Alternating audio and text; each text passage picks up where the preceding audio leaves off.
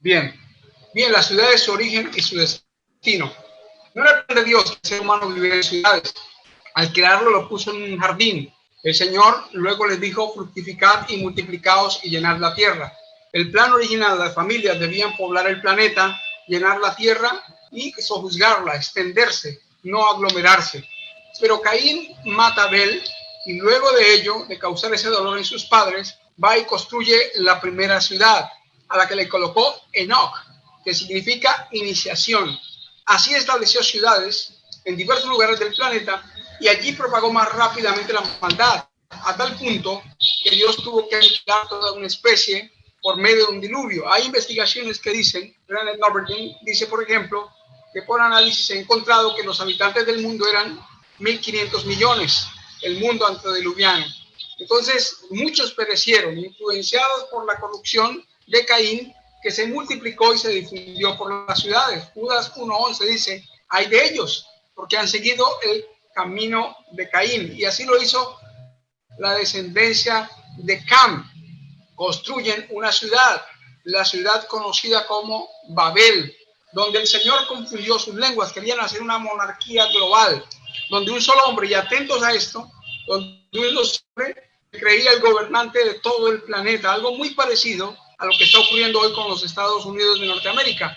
Entonces estamos viendo que el Señor destruyó esa torre, hizo que la gente que estaba allí se diseminara por el planeta y el propósito de Dios se cumplió. Luego vino una ciudad que Ezequiel nos dice: esta fue la maldad de Sodoma tu hermana, soberbia, saciedad de pan, abundancia de ociosidad tuvieron ella y sus hijas, y no fortaleció la mano del afligido y del menesteroso. Se llenaron de soberbia e hicieron abominación delante de mí, y cuando lo vi las quité. Entonces aquí añadió a todas las maldades que han ocurrido en las ciudades de la llanura, Sodoma y Gomorra principalmente, se extendió el pecado del homosexualismo. El Señor entonces, aquellas ciudades corruptas llenas de homosexuales, fueron finalmente borradas de la faz de la tierra. Judas 1:7 dice: como Sodoma y Gomorra y las ciudades vecinas, las cuales de la misma manera que aquellos, habiendo fornicado e ido en pos de vicios contra la naturaleza, fueron puestas, por ejemplo, sufriendo el castigo del fuego eterno. Así como Sodoma y Gomorra, Pompeya y Herculano, por ejemplo, también fueron consumidas por el fuego. También ciudades impías donde reinaba la prostitución, donde reinaba el homosexualismo, y fueron seriamente castigadas. Hoy las ciudades están muy parecidas en esa condición. Salmos 55 dice: destrúyelos, oh Señor, confunde la lengua de ellos, porque he visto violencia y rencilla en la ciudad. Día y noche la rodean sobre sus muros, e iniquidad y trabajo hay en medio de ella. Maldad hay en medio de ella, y el fraude y el engaño no se apartan de sus plazas. Noten bien, en las ciudades hay trabajo, pero también hay iniquidad. Y la maldad está con el fraude y el engaño en las plazas, donde está la sede del presidente, donde está la sede del gobernador, donde está la sede de la alcaldía.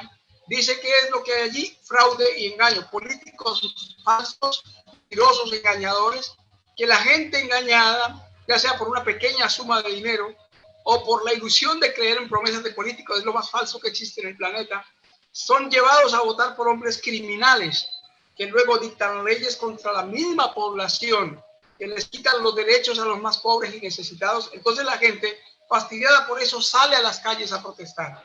Muchas de esas protestas son justificables. El problema es que Satanás está allí con sus agentes, incitando a los demonios muchas veces de la policía para maltratar a la gente y convertir una protesta pacífica, tranquila, en una protesta violenta, generalmente causado por la policía. En Colombia las últimas protestas han sido así. La policía es la que ha alentado la ira de la gente, es la que la gente va tranquila caminando cuando empiezan a dispararle gases lacrimógenos, bombas aturdidoras, y es muy terrible realmente lo que está ocurriendo. Y esto está siendo incitado para que los gobiernos tomen medidas más terribles contra la población, y el control de los gobiernos, las dictaduras de derecha, aumenten su poder en el planeta. Es lo que estamos viendo. Además, en las ciudades hay epidemias y contaminación. La propagación del COVID-19 se ha dado principalmente en los centros urbanos, especialmente en las grandes ciudades de grandes aeropuertos. Entonces hay más riesgo de enfermarse estando dentro de las ciudades. El peligro es mayor, especialmente en el campo. Las personas no han tenido mucho problema de movilización. Pero, por ejemplo, en Filipinas, Rodrigo Duterte ordenó fusilar a los que no cumplan la cuarentena. ¿Dónde? En las ciudades. Básicamente, entonces en las ciudades se han perdido casi todos los derechos, aún la posibilidad de ser asesinado por salir a la calle porque un hombre arbitrariamente ordenó no salir en ciertos horarios. Es algo muy terrible. Y esto se está aglomerando especialmente en las ciudades. La contaminación ambiental. En Colombia tenemos el ejemplo en ciudades como Bogotá y Medellín, donde se han establecido controles estrictos a ciertos vehículos por la contaminación tan excesiva, el aumento de los problemas respiratorios por incidencia de los agentes contaminantes en estas ciudades, especialmente de grandes centros industriales, que hacen difícil sobrevivir en las ciudades, un factor muy importante. Ahora, debido a las medidas de cuarentena, estamos viendo la dificultad para comprar y vender, como es muy fácil en las ciudades controlar el comercio, la compra y la venta, llevándonos a pensar en la profecía que dice, hacía que a todos, pequeños, grandes y ricos, pobres y esclavos, se les pusiese una marca en la mano derecha o en la frente y que ninguno pudiese comprar ni vender sino el que tuviese la marca o el nombre de la bestia o el número de su nombre. Entonces, en las ciudades esto será muy fácil de implementar, muy fácil de establecer. Por eso el Señor ha enviado advertencias. 1906 en San Francisco. Luego, Mogadiscio, Somalia. Miren cómo era antes Mogadiscio en 1960. Una ciudad maravillosa, espectacular, espléndida.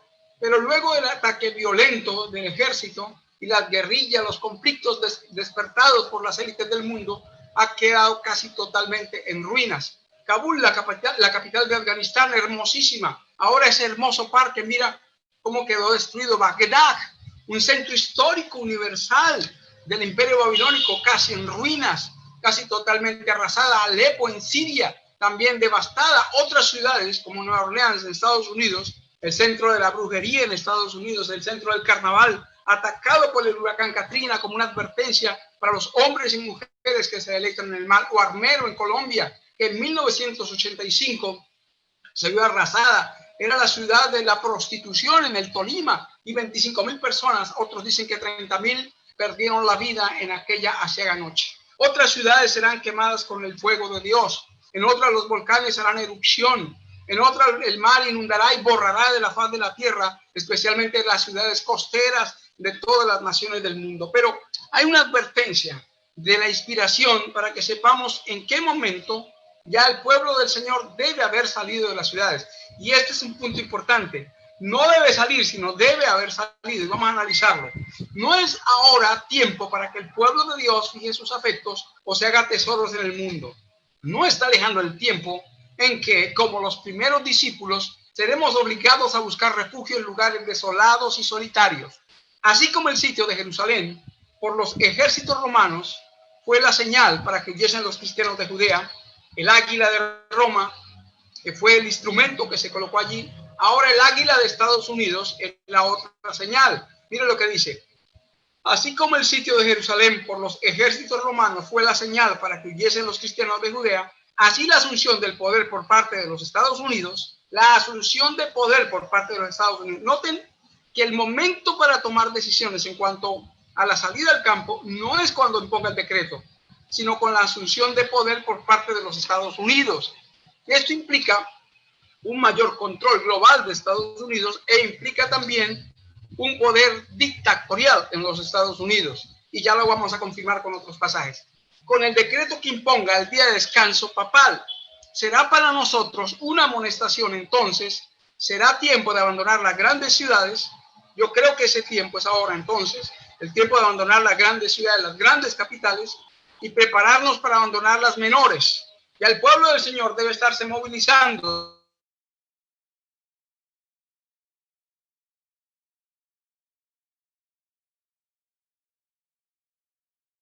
de la gran ya entre las montañas. Dios nos ayude para ver lo que está ocurriendo. Recordemos qué señal se está dando en Estados Unidos en este mismo año. La profecía dice, y tenía los cuernos semejantes a los de un cordero. Los cuernos semejantes a los de un cordero representan juventud, inocencia y mansedumbre. Rasgos del carácter de los Estados Unidos cuando el profeta vio que esa nación subía en 1798. Entre los primeros expatriados cristianos que dieron a América en busca de asilo contra la opresión real y la intolerancia sacerdotal, hubo muchos que resolvieron establecer un gobierno sobre el amplio fundamento de la libertad civil y religiosa. Y la Constitución de Estados Unidos garantiza al pueblo el derecho de gobernarse a sí mismo y establece que los representantes elegidos por el voto popular promulguen las leyes y las hagan cumplir. Esto es un principio llamado democracia, que Estados Unidos desde hace mucho tiempo ha vulnerado, porque allí hay un sistema que veremos más adelante donde no permite que el voto popular elija al presidente. O sea, hoy Estados Unidos es una pseudo-democracia, porque es un colegio electoral el que elige el presidente de esa nación. Además fue otorgada la libertad religiosa y a cada cual se le permitió adorar a Dios según los dictados de su conciencia. Los cuernos como de cordero y la voz de dragón del símbolo indican una extraña contradicción entre lo que profesa ser y lo que practica la nación así representada. El hablar de la nación son los actos de sus autoridades legislativas y judiciales. Por estos actos, la nación desmentirá los principios liberales. Noten qué interesante el término. ¿Qué principios estableció el Señor en los Estados Unidos? Los principios liberales y pacíficos que expresó como fundamento de su política. Cuando dice que republicanismo y protestantismo, muchos leen partido republicano. No, cuando habla de republicanismo está hablando de un sistema democrático, una república, donde no existe una monarquía ni una dictadura, donde el pueblo es el que tiene el derecho de elegir a su gobernante. Y aquí lo llama un principio liberal. En las elecciones principales o presidenciales se elige al presidente y vicepresidente. La elección es por sufragio indirecto en Estados Unidos.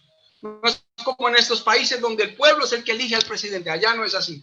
El ganador se determina por los votos de los electores del colegio electoral de Estados Unidos. Hoy en día es así.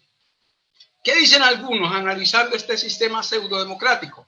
El colegio electoral ha sido muy criticado por varias razones. Por ejemplo, por ser antidemocrático por definición, ya que a través de él el presidente es elegido indirectamente en vez de ser elegido por un sistema electoral directo.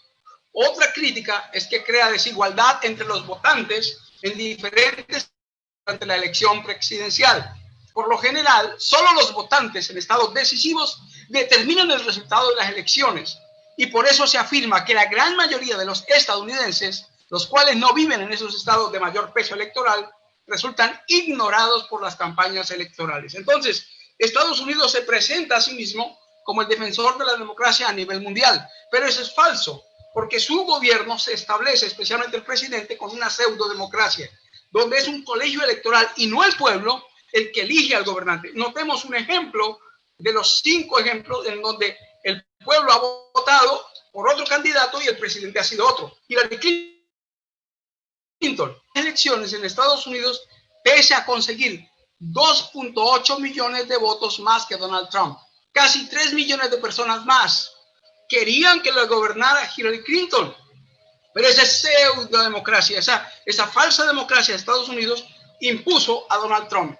Y muchos podemos llamar cristianos confusos, creyeron que había sido la providencia divina. Qué cosa más absurda. La trampa fue lo que ocurrió allí. Un engaño para que este hombre se estableciera como presidente. Ahora, hay una pregunta interesante. ¿Qué pasa si Donald Trump pierde las elecciones y no acepta los resultados?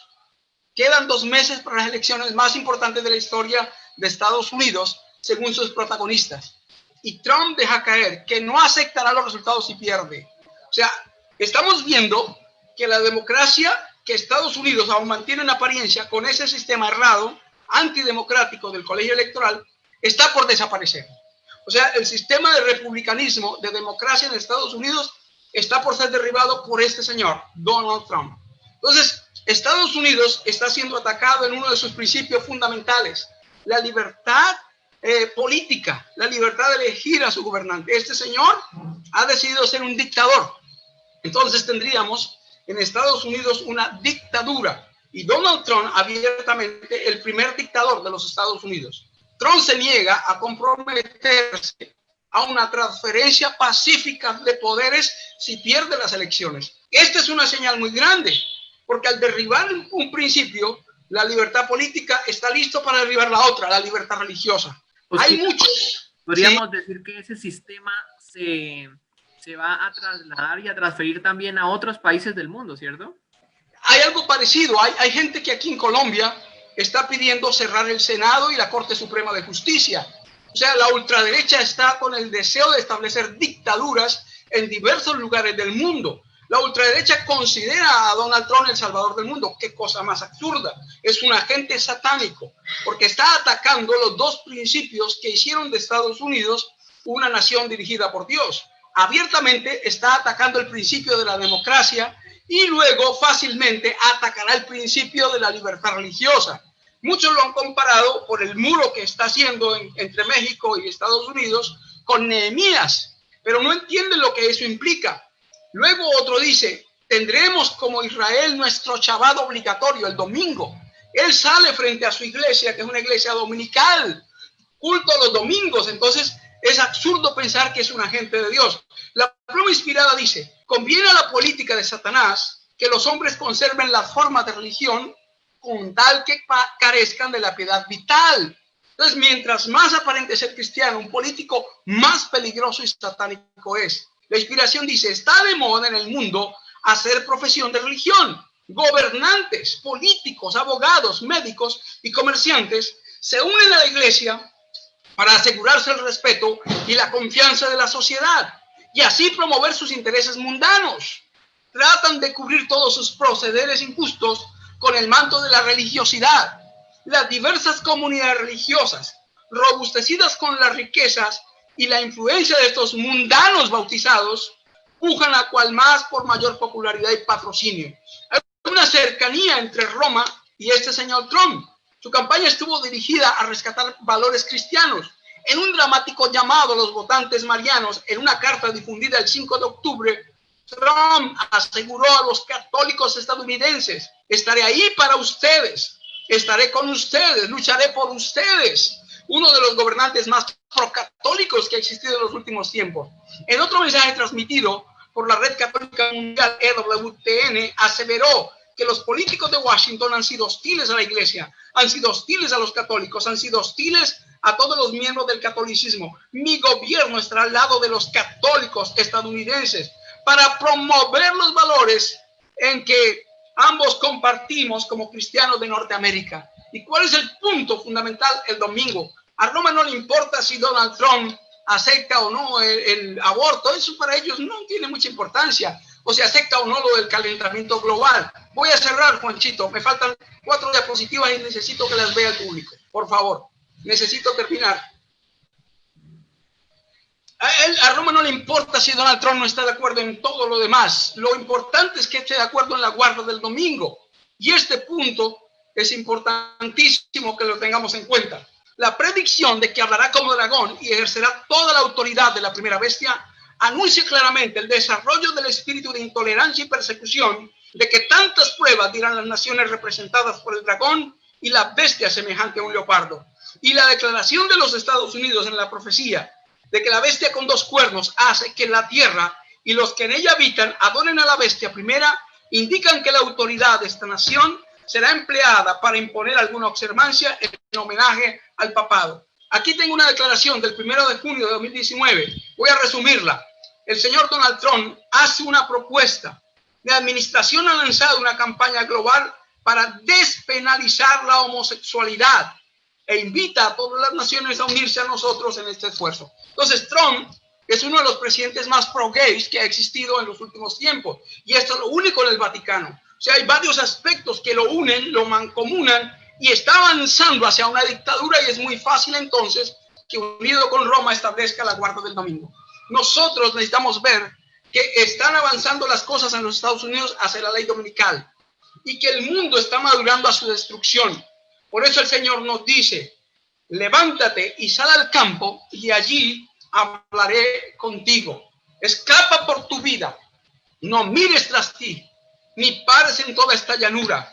Escapa al monte, no sea que perezcas. Pero tenemos que ir primero al monte Calvario. El campo no es un salvador. Muchos campesinos se perderán para siempre en el lago de fuego. Hay gente mala, perversa en el campo. Hay gente perversa, asesina en el campo. Las masacres en este país ocurren en el campo. Necesitamos a Cristo en el corazón.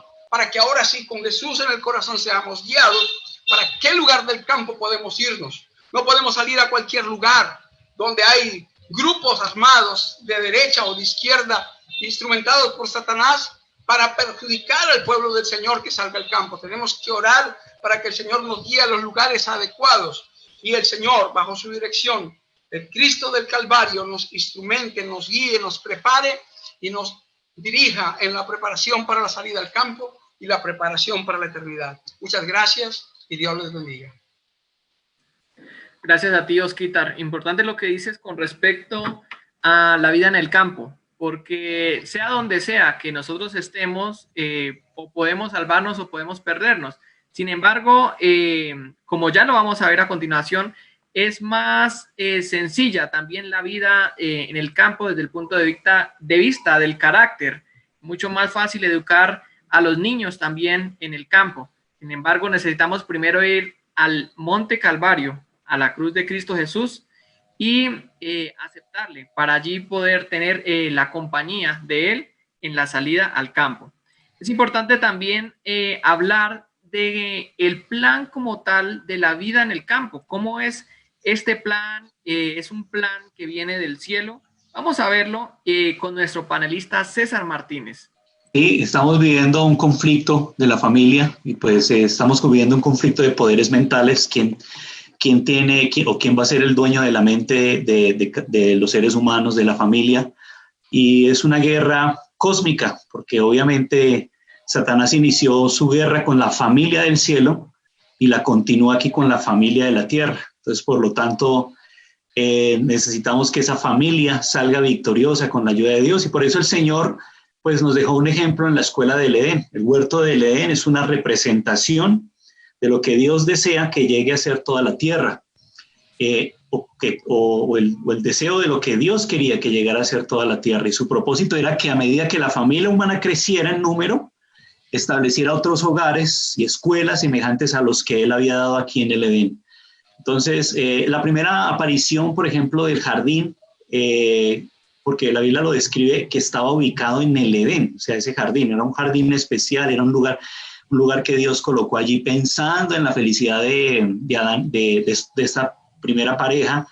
Y la palabra Edén significa tierra de dicha, probablemente puede significar eso, tierra de dicha, tierra feliz. Y eso era lo que Dios quería. No se puede tener una tierra feliz, una tierra deseable en medio de la ciudad y de los ajetreos de lo que ya se habló ahorita, de lo que se está hablando y de lo que estamos viendo todos nosotros en nuestras familias alrededor. Así que por eso el Señor le pareció bien colocar a la primera pareja en el campo y no crear una ciudad o un establecimiento artificial. Es muy diferente el plan que Dios tuvo para con Adán y Eva y con nosotros. En Génesis 2, versos 8 y 9, vamos a recordarlo, dice: plantó un jardín el Señor al oriente del Edén, y allí puso al hombre que había formado.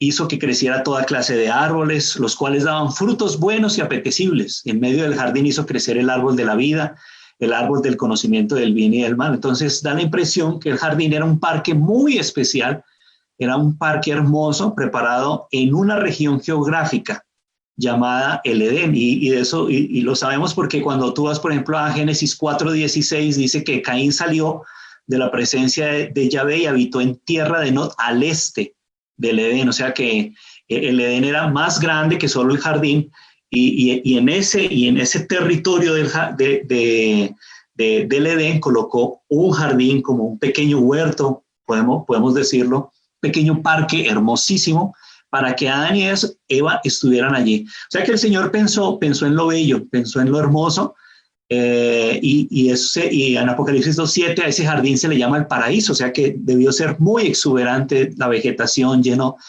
de vida.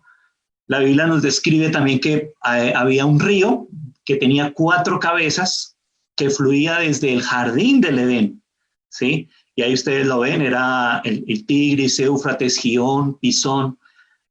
Bueno, eran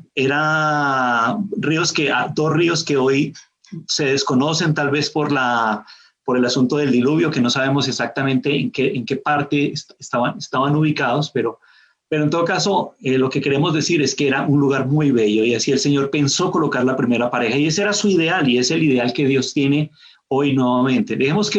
Quiero compartir algunos textos del Espíritu de Profecía y compartirlos con ustedes sobre el Edén y Adán y Eva. Dicen, vi que los santos ángeles visitaban con frecuencia el jardín y les dieron instrucciones a Adán y Eva sobre su empleo. O sea que, por lo que vemos, ellos no iban a estar ociosos, los ángeles bajaron a instruirles de cómo emplear ese huerto, ese parque hermoso, cómo emplearlo y cómo trabajarlo. O sea que todos los días bajaban ángeles a hablar con ellos. Aunque todo lo que Dios había hecho era perfectamente bello, parecía que no faltaba nada en la tierra que Dios había creado para hacer felices a Adán y Eva, Él les manifestó su gran amor, plantando un jardín especialmente para ellos. Una porción de su tiempo debía ocuparse en la alegre tarea de cultivar el jardín y otra en recibir la visita de los ángeles, escuchando su instrucción y en feliz meditación. Su trabajo no era cansador, sino era placentero y vigorizador. Este hermoso jardín habría de ser su hogar, su residencia especial. Entonces, qué interesante, ¿no? No iban a estar ociosos. Un poco de tiempo para la visita de los ángeles, para hablar con ellos, compartir con ellos experiencias y otro tiempo trabajando en el jardín, otro tiempo en la meditación. O sea que Dios planeó muy bien, hermosamente el tiempo de esta primera pareja, el lugar también, un sitio lleno de agua. Y así es que nosotros debemos pensar, pensando obviamente en buscar un sitio para nuestra familia. En otro apartado dice también, en ese huerto, el Señor puso árboles de toda la variedad, útiles y hermosos. Los había cargado de fragantes y deliciosas frutas, hermosas a la vista, agradables al gusto, puestas por Dios para que sirvieran de alimento a la santa pareja. Estaban las hermosas vides que crecían rectas, con sus sarmientos inclinados bajo el peso de la fruta, que en nada se parecían a lo que el hombre ha visto desde el diluvio. Los frutos eran muy grandes y de diferentes colores, algunos casi negros, otros púrpura, rojos, rosados y verde claro. Las hermosas y abundantes frutas que había en los sarmientos de las vides se llamaban uvas. No se arrastraban por el suelo a pesar de no estar sostenidas por enrejados, pero el peso de la fruta las hacía inclinar. Era el placentero trabajo de Adán y Eva formar cenadores con los sarmientos de esas vides y prepararlas, formando moradas naturales con los hermosos árboles vivos, cubiertos de follaje y fragantes frutos. Qué hermoso, ¿no?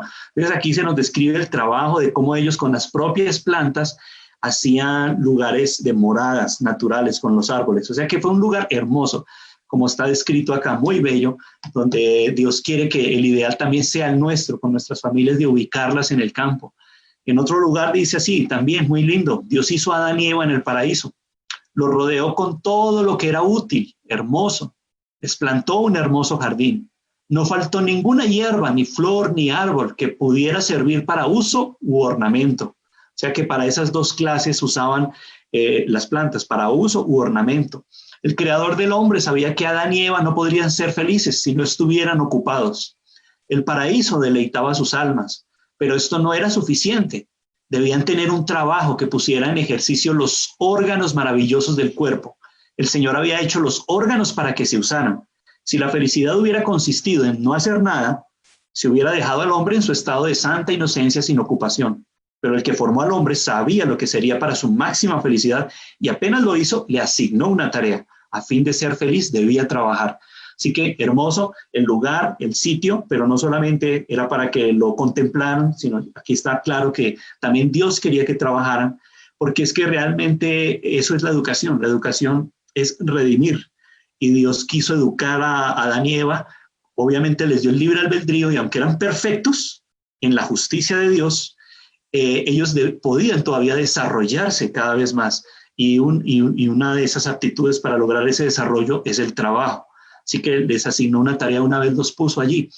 Normalmente hoy, ¿qué vemos? Hoy vemos las casas de los ricos bien construidas, hermosas estructuras, pero realmente Dios quiso que el Edén fuera un modelo para Adán y Eva y para las subsiguientes familias, o sea, nosotros en este caso. para que no busquemos obviamente un sitio rico, hermoso, sino que sea un sitio tranquilo, lejos de las exuberantes excentricidades de los ricos en las grandes ciudades. Dice, los hombres en su orgullo se deleitan en tener magníficos, costosos edificios y se enorgullecen de las obras de sus propias manos. Pero Dios puso a Adán en un huerto. Esta fue su morada. Los azulados cielos le servían de techo. La tierra con sus delicadas flores y su alfombra de animado verdor era su piso. Y las ramas frondosas de los hermosos árboles le servían de dosel.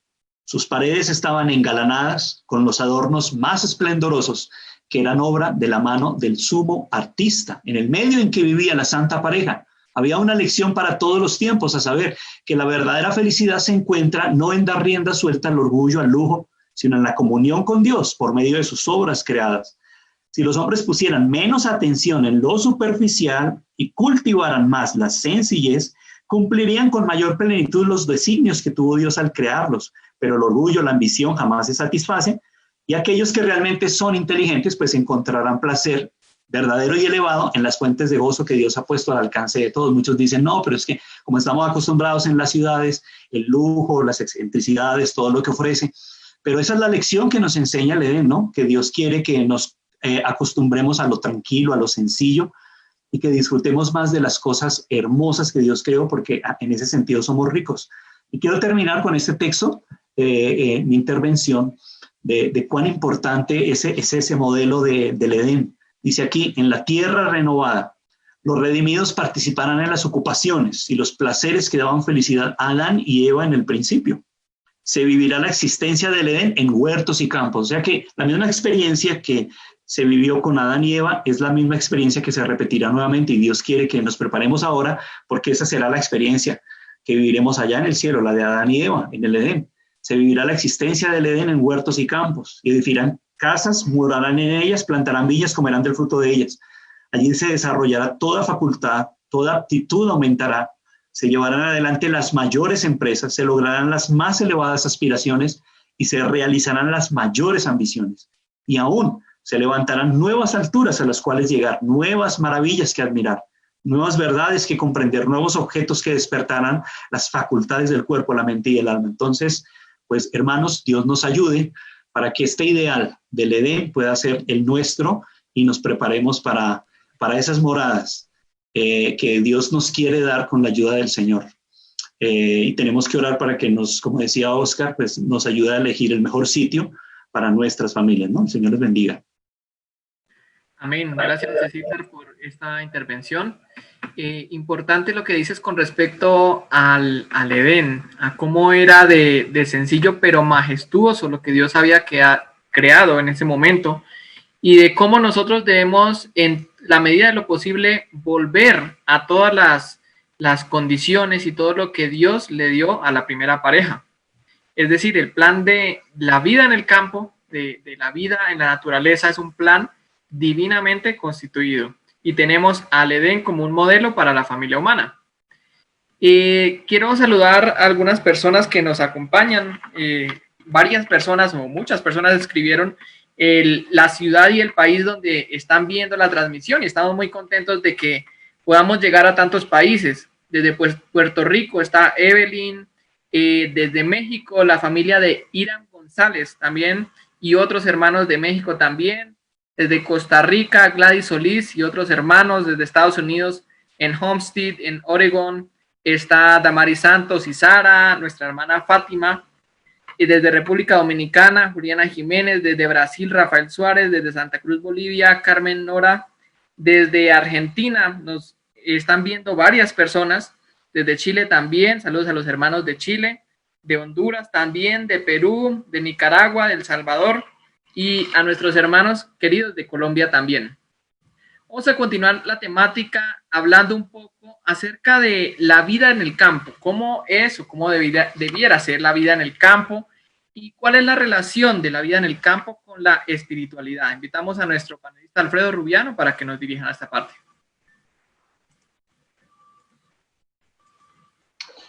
Claro que sí, continuando entonces con la temática que estamos desarrollando esta tarde. Bueno, quiero retomar en parte lo que dice el hermano César porque el modelo que Dios establece como residencia para el hombre es el campo. De hecho, lo coloca allí en el jardín del Edén. Y precisamente, aunque en la Biblia no formule la vida en el campo como una doctrina, yo entendería que sí lo es, basándome en la etimología de doctrina, porque doctrina es enseñanza. La enseñanza de vivir en el campo sí es una enseñanza bíblica. ¿Y por qué es una enseñanza bíblica? Precisamente porque Dios establece a Adán y Eva precisamente en este lugar. No hizo una grandiosa ciudad, no la hizo pues así como describe Apocalipsis 21 y 22 a la Nueva Jerusalén, sino que describe es un jardín del Edén. Ahora, hablar de la salida al campo, pienso, y decía al inicio cuando me saludé y me presenté, porque es un tema súper importante en la medida en que estamos viviendo tiempos peligrosos y tiempos difíciles, y me refiero al COVID-19, a esta pandemia organizada, orquestada obviamente pues por los poderes de la tierra. Y en ese orden de ideas, pienso que sí es importante tener una claridad con respecto a este tema, y una parte importante es el cultivo de la espiritualidad. Cuando nosotros leemos la vida, la biografía de los patriarcas, de los hombres de la Biblia, pues hallamos que ellos tienen esto en común, y es que la mayoría de estos hombres de Dios vivieron en el campo. Casi que ninguno de ellos se estableció en la ciudad, o excepcionalmente encontraremos alguno de estos hombres de la Biblia que vivió en la ciudad, pero muchos de los que ya están en el cielo, como Enoc y Elías, hicieron fue del campo y lejos de las ciudades su habitación. Por ejemplo, Patriarcas y Profetas, la página 65 nos habla de Enoc. Y en el libro de Génesis leemos también de Enoc, en los capítulos 5 y 6, dice la pluma inspirada: después de permanecer algún tiempo entre la gente, trabajando para beneficiarla mediante la instrucción, el ejemplo, noten esto, se retiraba con el fin de estar solo, para satisfacer su sed y hambre de aquella divina sabiduría que únicamente Dios puede dar. Inmediatamente viene la descendencia de Set, y nos dice también la pluma inspirada en el primer capítulo, en el segundo capítulo, que Set y su descendencia se estableció en las montañas, mientras que la descendencia de Caín se estableció en el valle y organizó las primeras ciudades hasta Babel. Ahora, después encontramos a Abraham, y la vida de Abraham también transcurrió, o su devenir, en el campo. Patriarcas y Profetas, la página 113, el párrafo 1 dice: después de separarse de Lot, de su sobrino, Abraham recibió otra vez la promesa del Señor de que todo el país sería suyo. Y noten esto, poco después se mudó a Hebrón, levantó su tienda bajo la encina de Mamre, y al lado erigió un altar para el Señor. Pero aquí está la relación. En esas frescas mesetas, con sus olivares y viñedos, sus ondulantes campos de trigo y las amplias tierras de pastoreo circundadas de colinas, habitó Abraham, satisfecho de su vida sencilla y patriarcal, dejando a Lot al peligroso lujo del valle de Sodoma. Noten que en este patriarca fiel se nota también esta característica, y es que él escoge vivir alejado de la ciudad. Y Elías, que por información de la palabra de Dios sabemos que está en el cielo, él vivía en el campo también. Dice la pluma inspirada de Profetas y Reyes, la página 87, el párrafo 1, entre las montañas de Galaad, al oriente del Jordán, moraba en los días de acá un hombre de fe y oración. Noten esto con respecto al contexto, y es la espiritualidad. Un hombre de fe y oración, cuyo ministerio intrépido estaba destinado a tener la rápida extensión de la apostasía en Israel. Y este párrafo, esta parte me parece importante. Alejado de toda ciudad de renombre y sin ocupar un puesto elevado en la vida, Elías el Tisbita inició, sin embargo, su misión confiando en el propósito que Dios tenía para preparar el camino delante de él y darle abundante éxito. Entonces, hermanos, ¿qué nos transmite a nosotros? ¿Qué nos transmiten estos párrafos? Y es que estos hombres de Dios buscaron lugares alejados de las ciudades. Hay una ley de la mente, mis hermanos, que nos habla de la contemplación. Y esa contemplación, hermanos, influye ya sea positiva o negativamente en la formación de nuestro carácter. Ahora, claro, yo me hago eco de lo que dijo el hermano Oscar en su presentación. Podemos perdernos en el campo, igual nos podemos perder en la ciudad. No obstante, el contexto del estudio es cómo la palabra de Dios, a través de la vida de los piadosos patriarcas y de los hombres de la Biblia, nos insta a vivir en el campo, y lo mismo dice la sierva del Señor. En Mente, Carácter y Personalidad, la página 339, hablando de la ley de la contemplación, nos dice: hay una ley de la naturaleza intelectual y espiritual según la cual modificamos nuestro ser mediante la contemplación. La inteligencia se adapta gradualmente a los asuntos que se ocupa. El hermano William Forero hizo un comentario, ahora lo estaba viendo en Facebook, donde habla, sí, ¿qué es lo que aprenden nuestros hijos en las ciudades? ¿Qué aprendemos nosotros? ¿Qué es lo que estamos constantemente contemplando en las calles, en las carreras, en las avenidas de las grandes ciudades? Pues estamos expuestos a la tentación 24 horas del día. Por lo consiguiente, es más propicio cultivar una vida espiritual, si lo queremos llamar así, estando contemplando las obras de la naturaleza. La sierva del Señor escribe en Mensajes Selectos, tomo 2, la 408, ella, en Mensajes Selectos, tomo 2, que se escribe allí en estas fechas de 1900, hace más de 120 años, y ella, hablando del tema, insta al pueblo de Dios a salir al campo. O sea que no es un tema nuevo, lo estamos tratando hoy, pero no es un tema nuevo, es un tema que se conoce en los ámbitos de la iglesia y del adventismo también. Pero es un ámbito bíblico. Dice la sierva del Señor: insto a nuestro pueblo a que convierta la búsqueda de la espiritualidad en la obra de su vida. Por lo consiguiente, esta primera línea me dice que nosotros podemos, si queremos, ser más espirituales en el campo que en la ciudad. ¿Por qué? Porque a continuación dice: Cristo está a las puertas. Por esto digo a nuestro pueblo: no consideréis que es una privación el ser llamados a dejar las ciudades para trasladaros al campo. Allí esperan abundantes bendiciones para los que deseen aprenderlas. No dice que la vida en el campo sea fácil, tampoco dice que sea sencilla, pero sí dice que el Señor nos bendice si damos este paso. Ahora, al contemplar las escenas de la naturaleza, está relacionado con lo de la contemplación, la ley de la contemplación. Al contemplar las escenas de la naturaleza, las obras del Creador, y al estudiar la obra de la mano de Dios, noten esto: seréis transformados imperceptiblemente a la misma imagen de Dios. Entonces, noten qué interesante esta relación de transformación del carácter por medio de la contemplación en un lugar alejado de la ciudad. ¿Quién será amonestado? Volvemos a decir: fuera de las ciudades. No consideréis que es una gran privación el tener que trasladaros a los cerros y a las montañas, sino buscad un retiro donde podáis estar solos con Dios para aprender su voluntad y sus caminos. Noten la fecha en que se escribió. Y por supuesto, hermanos, que la naturaleza nos transmite lecciones espirituales muy interesantes, y por eso, en gran medida, ayudaría a la construcción de un carácter mucho más semejante al de Cristo. Y no quiero decir con esto que no se pueda hacer en la ciudad, pero es mucho más difícil, y voy a compartir los párrafos más adelante. En Mensajes Selectos, el tomo 1, la página 343, dice: la naturaleza está llena de lecciones espirituales para la humanidad. Y allí hay una lección, dice: las flores mueren tan solo para retoñar a una nueva vida, y en eso se nos enseña la lección de la resurrección. Todos los que aman a Dios retoñarán nuevamente en el Edén celestial. Otra enseñanza está acá en la página 342, también el párrafo 1 dice: en la tierra marchita y malograda por la maldición, en la zarza, los cardos, las espinas, los abrojos, podemos leer la ley de la condenación. Pero en el delicado color y perfume de las flores podemos aprender que Dios todavía nos ama, que su misericordia nos ha retirado completamente de la tierra. Y yo siento, hermanos, que vivir en la ciudad nos ha quitado en gran medida la percepción espiritual y la contemplación de las cosas naturales, puesto que allí estamos en la ciudad acostumbrados a ver las cosas artificiales o creadas por el hombre.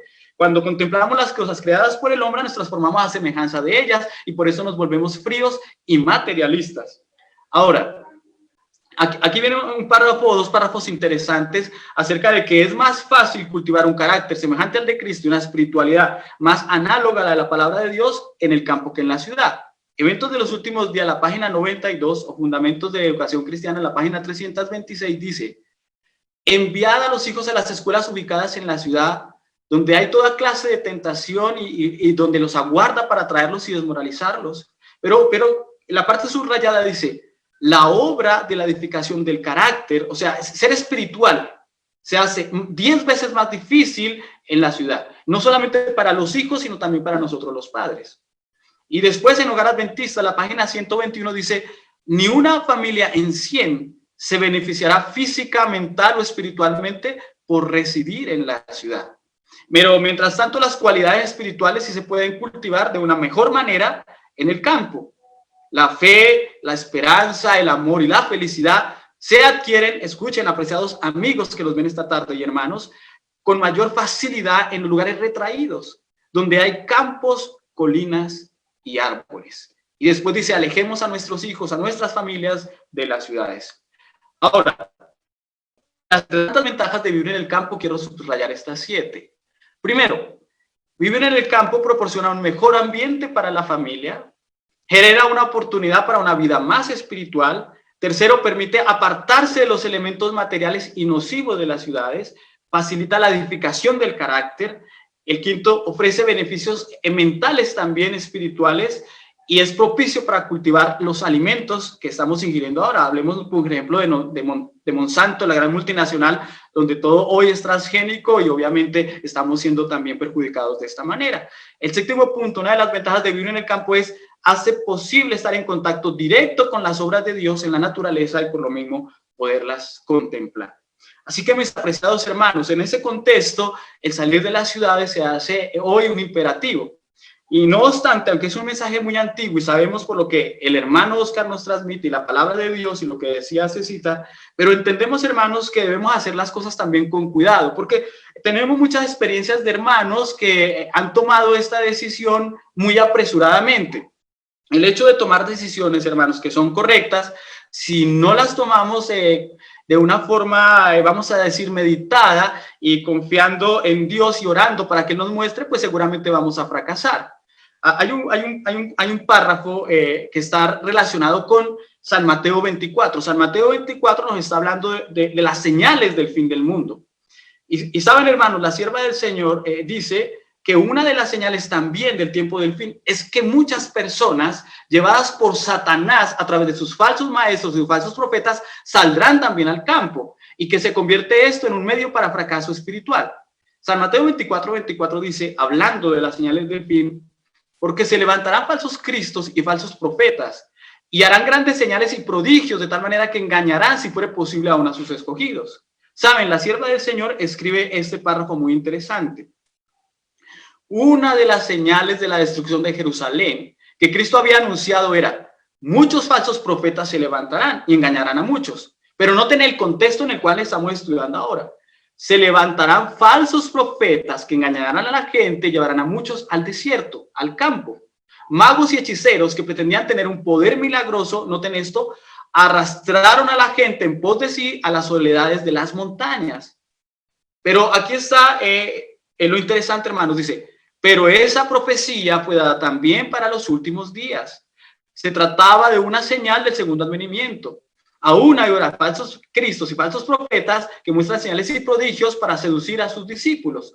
Entonces, si vamos a salir al campo, debemos entender por qué lo vamos a hacer. Hay una pregunta ahí en el chat, en Facebook, dice, bueno, ¿por qué salimos al campo? ¿Para qué salimos? Yo entendería que en el transcurso del estudio lo vamos a ir determinando.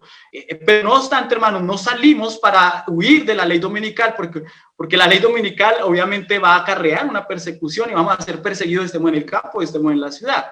Y tampoco, hermanos, vamos a salir simplemente para buscar una alimentación en caso de que falte en la ciudad, aunque esto es una ventaja. Pero no obstante, apreciados hermanos, tendremos que sufrir también la angustia de Jacob y un tiempo de angustia. Entonces, ¿por qué salimos al campo? Es algo interesante para reflexionar, pero no debemos de estar o tomar decisiones apresuradas porque se constituirán en fracaso.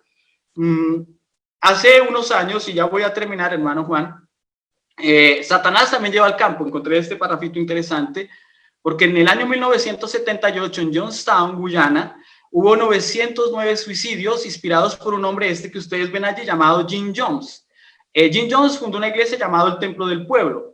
Y él invitó a la gente a salir de la civilización, a alejarse de las ciudades, y el resultado fue que finalmente se perdieron no solamente sus vidas, sino también sus almas, porque se suicidaron. Por lo consiguiente, hermanos, el contexto de lo que quiero dejar es, hemos de salir al campo, estamos en un tiempo peligroso, debemos hacer planes porque es una enseñanza de la palabra de Dios, pero tenemos que ser inteligentes a la hora de tomar decisiones y no fracasar en el intento. Esto tiene, digamos, el apoyo de la Biblia y el espíritu de profecía. Las decisiones apresuradas son fracaso.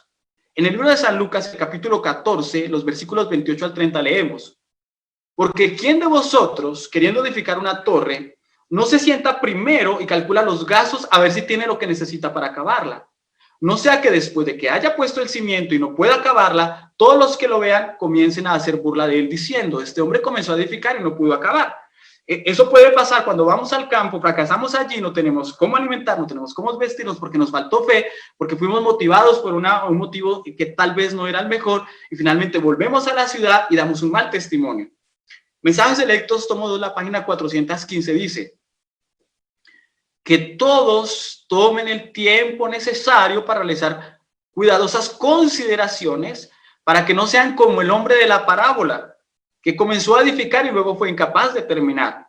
No debe realizarse ningún movimiento sin considerar cuidadosamente su movimiento y sus resultados. Todo debe ser tenido en cuenta. A cada hombre se le dio su obra de acuerdo con sus diversas habilidades. Por lo tanto, no debe actuar con vacilación, sino con firmeza.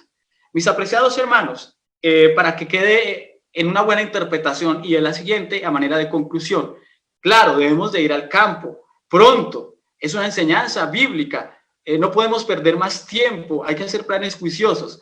En lo personal, ese es mi deseo. El hermano José Vicente ya está en el campo, el hermano Freddy también está haciendo planes, Cecitar creo que está en el campo. Debemos hacerlo, pero debemos hacerlo inteligentemente, pidiendo al Señor que nos dé, obviamente, nos muestre el camino para poder seguir por él y finalmente establecernos en el campo, no huyendo a la ley dominical o no pretendiendo que vamos a vivir allí una vida comodísima cuando venga la persecución, pero sí, hermanos, habla en el contexto espiritual, en el cultivo de esa espiritualidad, en el cuidado de nuestras familias a los que tenemos hijos y en el cumplimiento de esa palabra de Dios. Que el Señor los bendiga. Muchas gracias.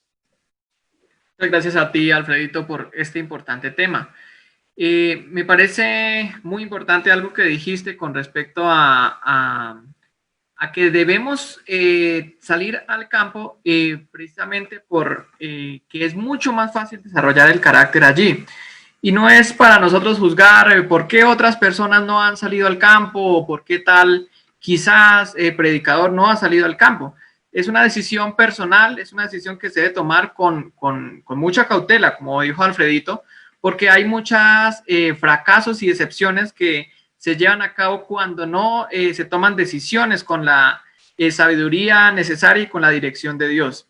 Entonces debemos orar al Señor para que apareje todos los preparativos para ello. Vamos a ver algo interesante también con respecto a la vida en el campo y la familia. ¿Cuáles son esos beneficios de vivir en el campo? Entonces vamos a invitar a nuestro panelista José Vicente Huiza a que nos dirija en esta parte. Adelante. Gracias, Juan David.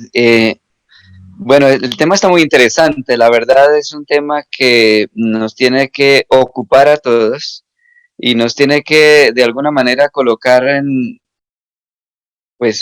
de acuerdo a las circunstancias, pero que nos debe colocar, o lo debemos colocar nosotros como una prioridad, y nos debe colocar a nosotros, pues, en una situación donde tomemos decisiones respecto de ellas. ¿Están viendo mi pantalla, Juan David? Sí, se ve bien, muy bien. Muy bien, entonces me gustaría que viéramos algunas imágenes ilustrativas que quisiera presentar al comienzo, antes de hablar, porque quisiera que veamos un contraste real entre la ciudad y el campo.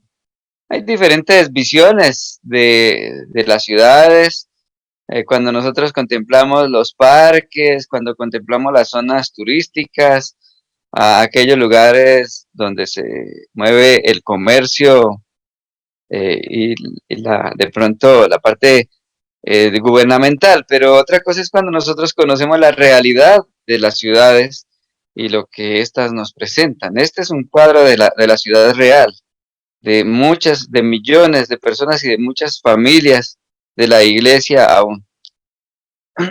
Esto también es parte de la ciudad, es decir, Dios nos quiere mostrar a nosotros también a través de su palabra que el propósito del establecimiento de las ciudades viene de parte de Satanás, y quiero decirlo aquí abiertamente, es el propósito del establecimiento de las ciudades es rebelarse contra el plan de Dios el propósito de rebelarse contra el plan de Dios es que las almas se pierdan. Es decir, en las ciudades no hay un propósito salvador. La razón por la cual muchos hemos llegado a la ciudad ha sido por las circunstancias de la vida, pero no por el plan de Dios. Esto es lo que vemos en la mayoría de las ciudades de hoy. Hoy muchas personas están contentas porque la pandemia dejó el aire un poquito mejor, por lo menos se puede ver a la distancia a los edificios. Este es otro cuadro ya un tanto distinto, es el campo. Esta es la realidad del campo de hoy. Así es el campo de hoy. Esta es una casa cualquiera en una vereda de este país donde nosotros vivimos, en Colombia. Esta es una casa rural de precisamente allí cerca de Yopal, en el Casanare. Quiero decirles, mis hermanos, que el campo y la familia están ligados, el uno al otro, son indivisibles.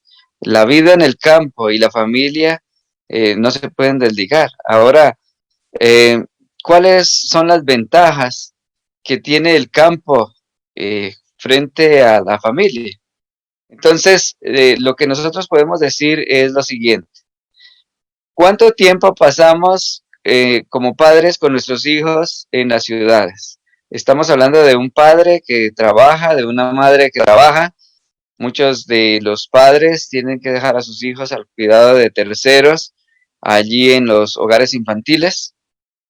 Otros que ya son un poco más grandecitos, entonces los envían a la escuela o al colegio durante 8 horas. Y pues claro está, ahora durante la pandemia muchos padres estaban desesperados porque no sabían qué hacer con sus hijos, porque no estaban acostumbrados a tener sus hijos en casa. La realidad, mis hermanos, es que cuando los hijos son adolescentes y jóvenes, entonces muchos padres comienzan a desesperarse y a doblar las rodillas y orar para que el Señor salve a sus hijos cuando toda la infancia los hijos estuvieron al cuidado de terceras personas. Los padres no pasaron tiempo de calidad y ni el suficiente tiempo con sus hijos, y entonces preguntamos por qué los hijos ya no quieren ir a la iglesia, por qué los hijos no gustan del estudio de la palabra de Dios y ni siquiera aprecian una conversación con los padres. Entonces, es una realidad que la formación de los hijos lejos de los padres va a dar como resultado precisamente este tipo de muchachos que ya no desean buscar al Señor, que no buscan en la iglesia, que ven en los padres no sus amigos, sino sus enemigos. Estos son los cuadros del campo. Este también es un cuadro real del campo, porque el campo, tal cual muchos lo imaginan, solo piensan en el campo como duro trabajo y servidumbre, pero no piensan en las cosas hermosas del campo. Yo quisiera que hoy lleváramos nuestras mentes a esa belleza que todavía, a pesar del pecado, subsiste en el campo, que todavía hay milagros de Dios que cada día podemos ver, y que el campo por doquiera nos presenta cuadros que nos hablan del amor de Dios, porque en la naturaleza está escrito el amor y el carácter de Dios por donde quiera que nosotros lo veamos.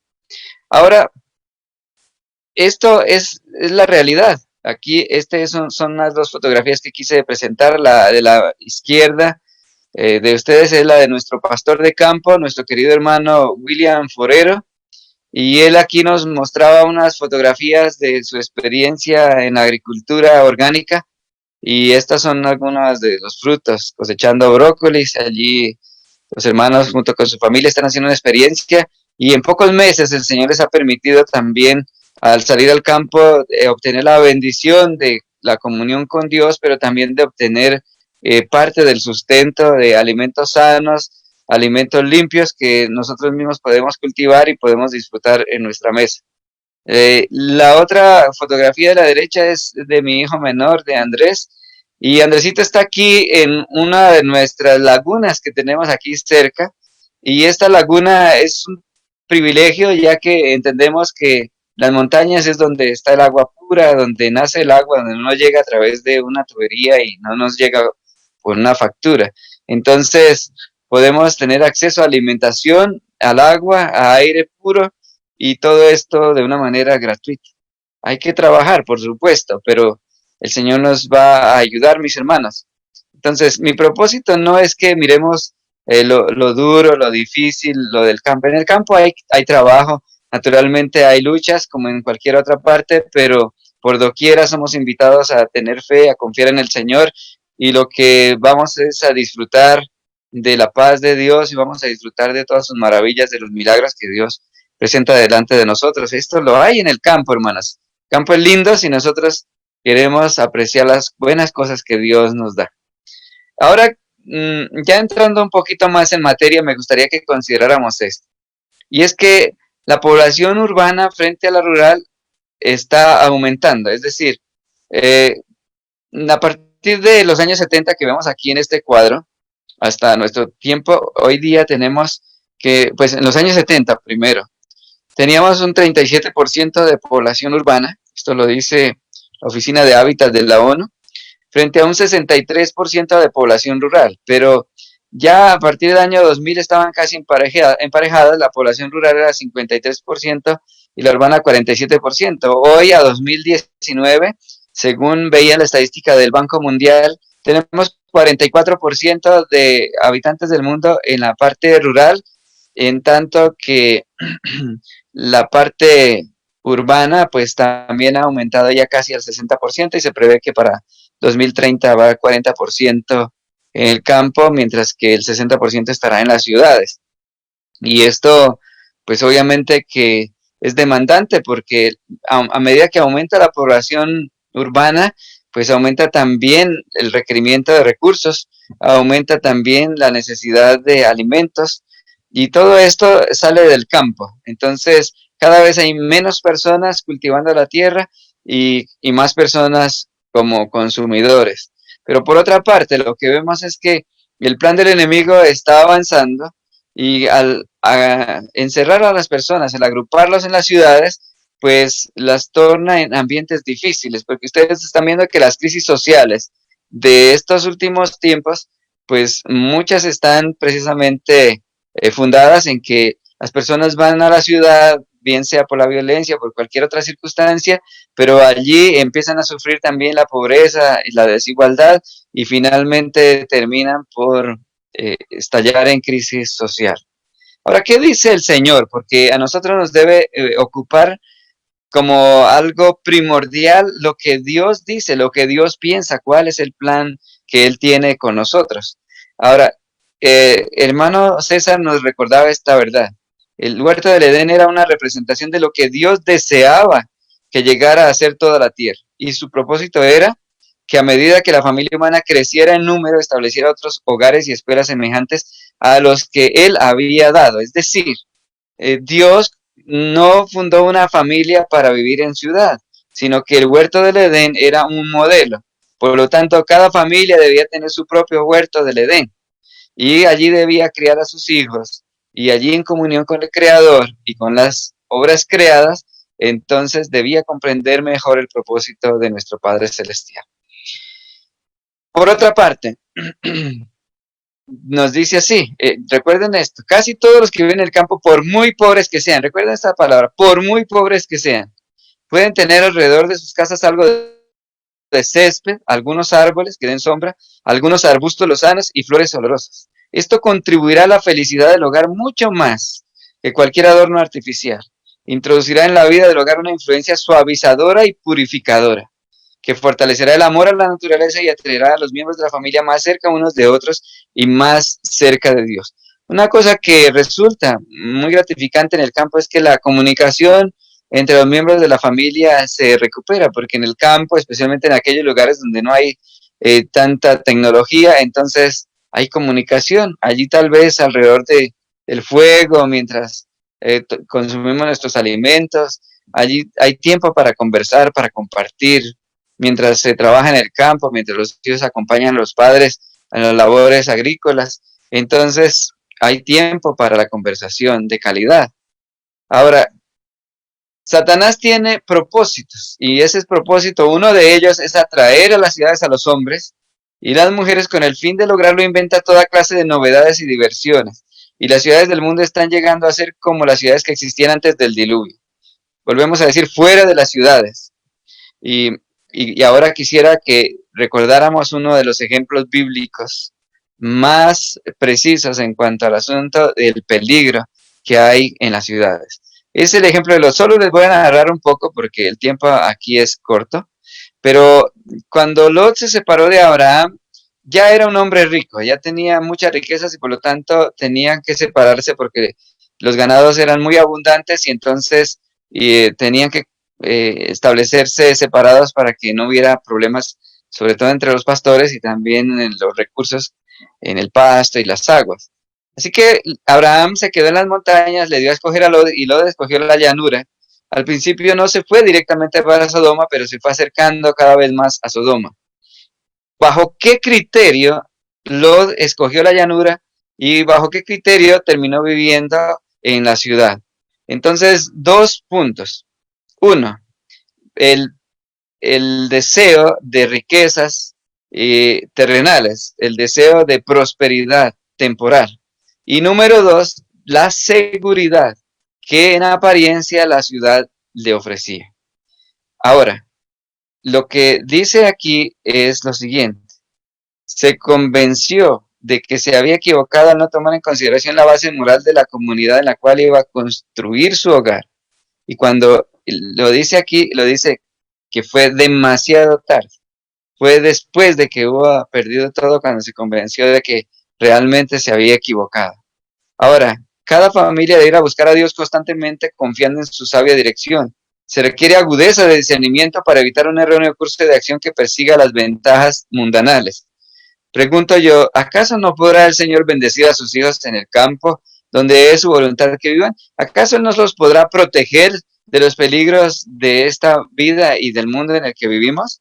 Si Dios nos ordena ir al campo, Él se encargará de sostenernos allí y se encargará de protegernos y de rodearnos con sus santos ángeles. Dios nunca se equivoca, Él nunca nos enviaría a un lugar donde nosotros podamos correr peligro, donde nos vaya mal también.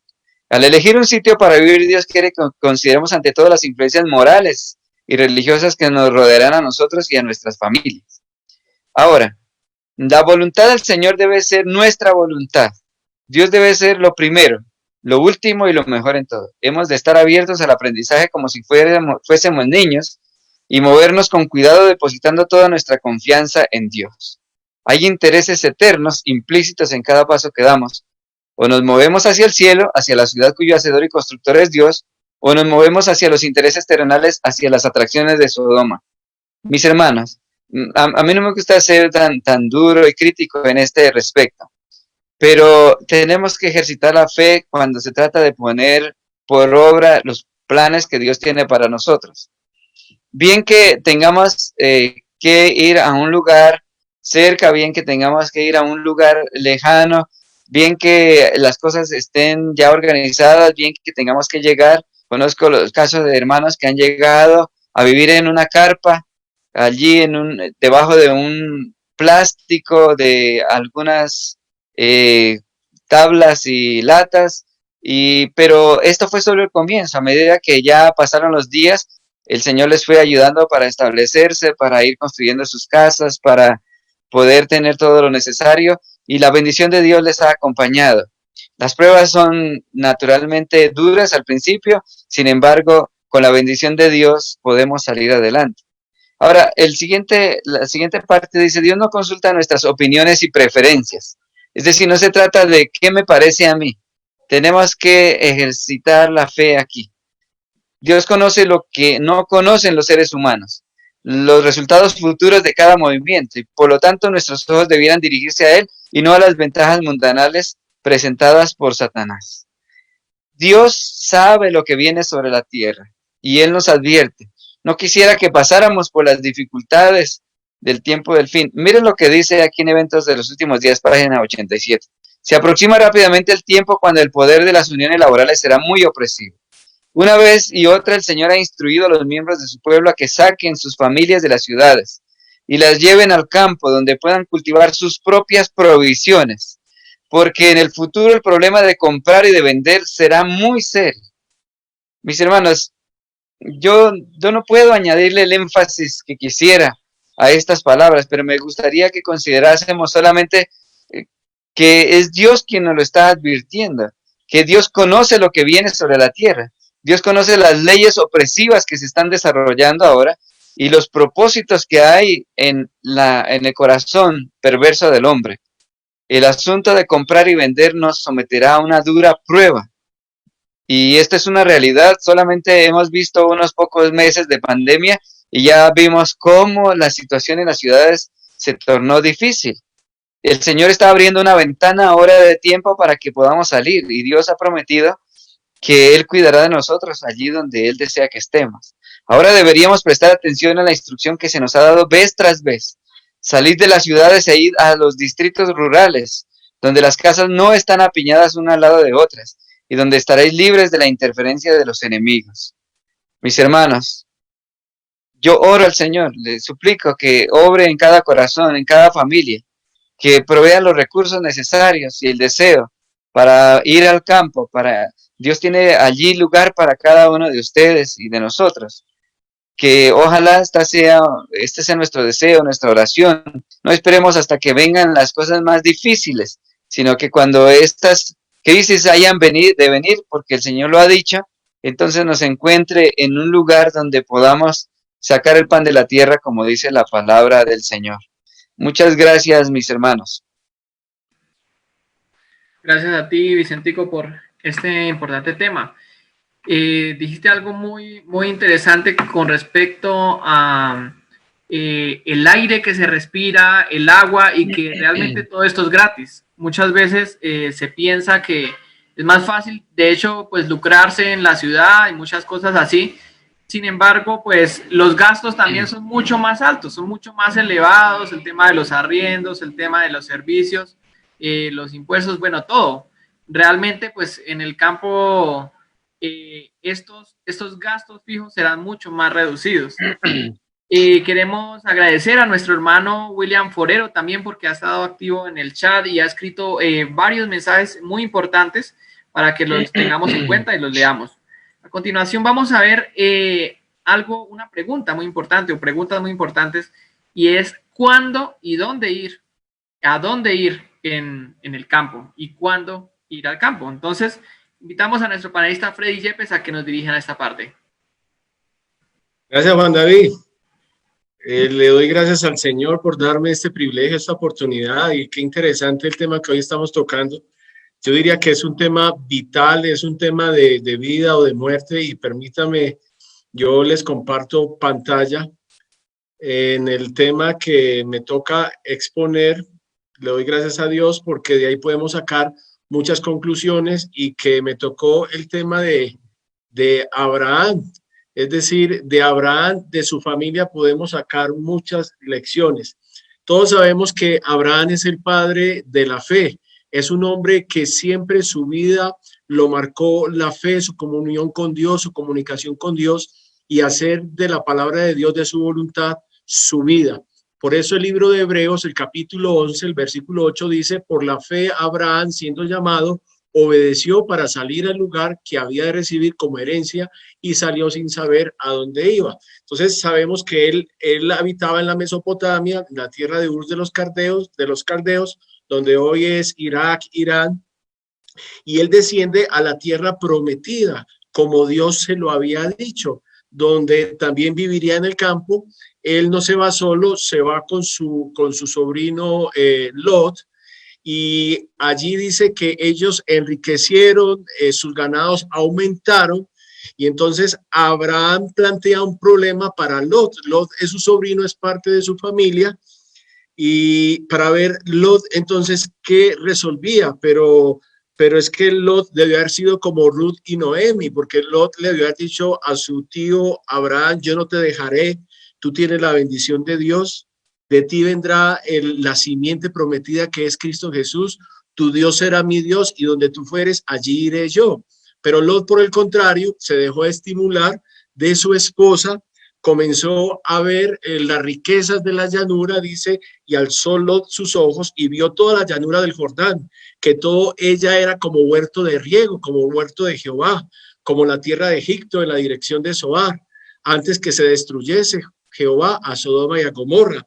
Entonces Lot escogió para sí la llanura del Jordán y se fue Lot hacia el oriente y se apartaron el uno del otro.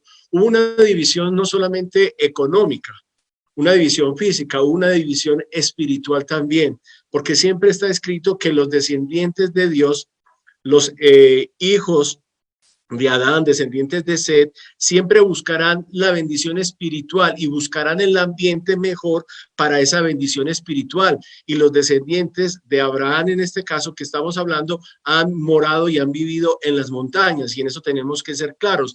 Normalmente donde pasan los ríos, en los valles, en los huertos, es donde hay riqueza, pero donde hay riqueza es llamado a venir muchas personas, y allí entonces viene el deterioro y vienen las malas costumbres que aprenden los niños, los jóvenes y aún los ancianos. Dice que Abraham acampó en la tierra de Canaán, en tanto que Lot habitó en las ciudades de la llanura y fue poniendo sus tiendas hasta Sodoma. ¿Por qué Lot fue poniendo sus tiendas hasta llegar a Sodoma? Porque él sabía muy bien lo que estaba haciendo. Él sabía, y el Espíritu Santo le hablaba a través de la conciencia, que no era correcto ir hasta Sodoma. Él no fue de una vez, fue trasladando sus tiendas, pero cada vez, no solamente físicamente él y su familia, sino su corazón se fue acercando también más a las riquezas y a las costumbres de Sodoma. Pero los hombres de Sodoma, dicen las escrituras, eran malos. Patriarcas y Profetas, un libro que le recomiendo a todas las personas, página 145, nos dice cuán grande fue el contraste entre la vida de Lot y la de Abraham. Una vez habían sido compañeros, habían adorado ante el mismo altar y habían morado juntos en sus tiendas de peregrinos, pero qué separados estaban ahora. Lot había elegido a Sodoma en busca de placer y beneficios, abandonando el altar de Abraham y sus sacrificios diarios ofrecidos al Dios viviente. Había permitido a sus hijos mezclarse con un pueblo depravado e idólatra. Fue una decisión que tomó Lot. Ahora, la pregunta es, ¿por qué Lot toma esa decisión? ¿Por qué su esposa estimula a Lot a tomar esa decisión? Lo cual también tiene que ser algo de un llamado para nosotros, para nuestra conciencia. Dice, cuando Lot se estableció en Sodoma, estaba completamente decidido a abstenerse de la impiedad y a mandar a su casa después de sí, que obedeciera a Dios, pero fracasó rotundamente. Las corruptoras influencias que lo rodeaban afectaron su propia fe, y la unión de sus hijas con los habitantes de Sodoma vinculó hasta cierto punto sus intereses con el de ellos. El resultado está ante nosotros. Noten ustedes que Lot, cuando es llamado por los ángeles, él va a llamar a sus hijas casadas, y sus hijas casadas se burlan aún de su padre y del llamado que estaba haciendo, que tenían que salir porque prontamente estas dos ciudades serían quemadas por fuego y azufre. Las dos hijas que físicamente eran vírgenes, pero no mentalmente, luego abusaron de su padre, lo emborracharon para procrear con él. Y entonces vienen dos tribus enemigas del pueblo de Dios, los moabitas y los amonitas, que fueron una constante prueba, un constante aguijón para el pueblo de Dios a causa de las guerras que tuvieron. Entonces vemos los resultados de la decisión que tomó Lot, y por eso hay un llamado para nosotros los padres que dice así: muchos continúan cometiendo un error semejante. Cuando buscan dónde establecerse, miran las ventajas temporales que pueden obtener antes que las influencias morales y sociales que lo rodearán a ellos y a sus familias, con la esperanza de alcanzar mayor prosperidad. Escogen un país hermoso y fértil o se mudan a una ciudad floreciente, pero sus hijos se ven rodeados de tentaciones y muy a menudo entran en relaciones poco favorables al desarrollo de la piedad y a la formación de un carácter recto. Entonces, aquí no hay lugar a dudas, aquí no hay algo tibio, aquí hay un contraste bien marcado, negro y blanco, no hay grises, no hay matices. No podemos buscar un punto intermedio. Las ciudades son malas, las llanuras son malas, el campo es bueno, las montañas son buenas, y es la razón que nos debe mover ahora a mover también nuestro sitio, si es que estamos viviendo en la ciudad, no desconociendo los consejos que nos dan nuestros hermanos, que esto debe ser con oración, pero hay que hacerlo. El ambiente de baja moralidad, de incredulidad o indiferencia hacia las cosas religiosas tiende a contrarrestar la influencia de los padres. ¿Por qué los padres sufrimos? Bueno, porque estamos llevándolos a instituciones, a escuelas fiscales, como lo llama el espíritu de profecía, la sierva del Señor, y los llevamos a colegios del mundo con nuestros familiares y religiosos, y nuestra juventud, ¿qué pasa? La juventud ve por todas partes ejemplos de rebelión contra la autoridad de los padres y la de Dios. Por eso vemos que en las marchas normalmente quienes están allí son los jóvenes, no están acostumbrados a trabajar, no están acostumbrados a temer a Dios. Entonces, ¿qué pueden copiar? Lo que hay en el mundo.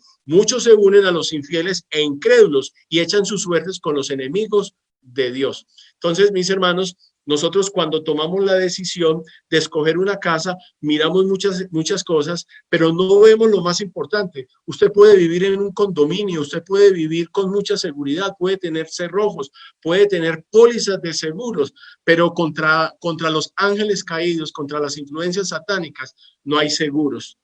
Y nosotros no consideramos estas cosas. Dice, al elegir un sitio para vivir, Dios quiere que consideremos ante todo las influencias morales y religiosas que nos rodean a nosotros y a nuestras familias. No debemos exponernos innecesariamente a influencias desfavorables a la formación de un carácter cristiano. Si nos colocamos voluntariamente en un ambiente, escuche bien, mundano e incrédulo, desagradamos a Dios y ahuyentamos a los ángeles de nuestras casas. Entonces, lo que pasa en nuestros hogares, en nuestras vidas, es la maldición, las tinieblas, la oscuridad, y por eso vemos que nosotros o nuestros hijos no se pueden entregar completamente al Señor. Ahora, ¿cuál fue el resultado de Lot?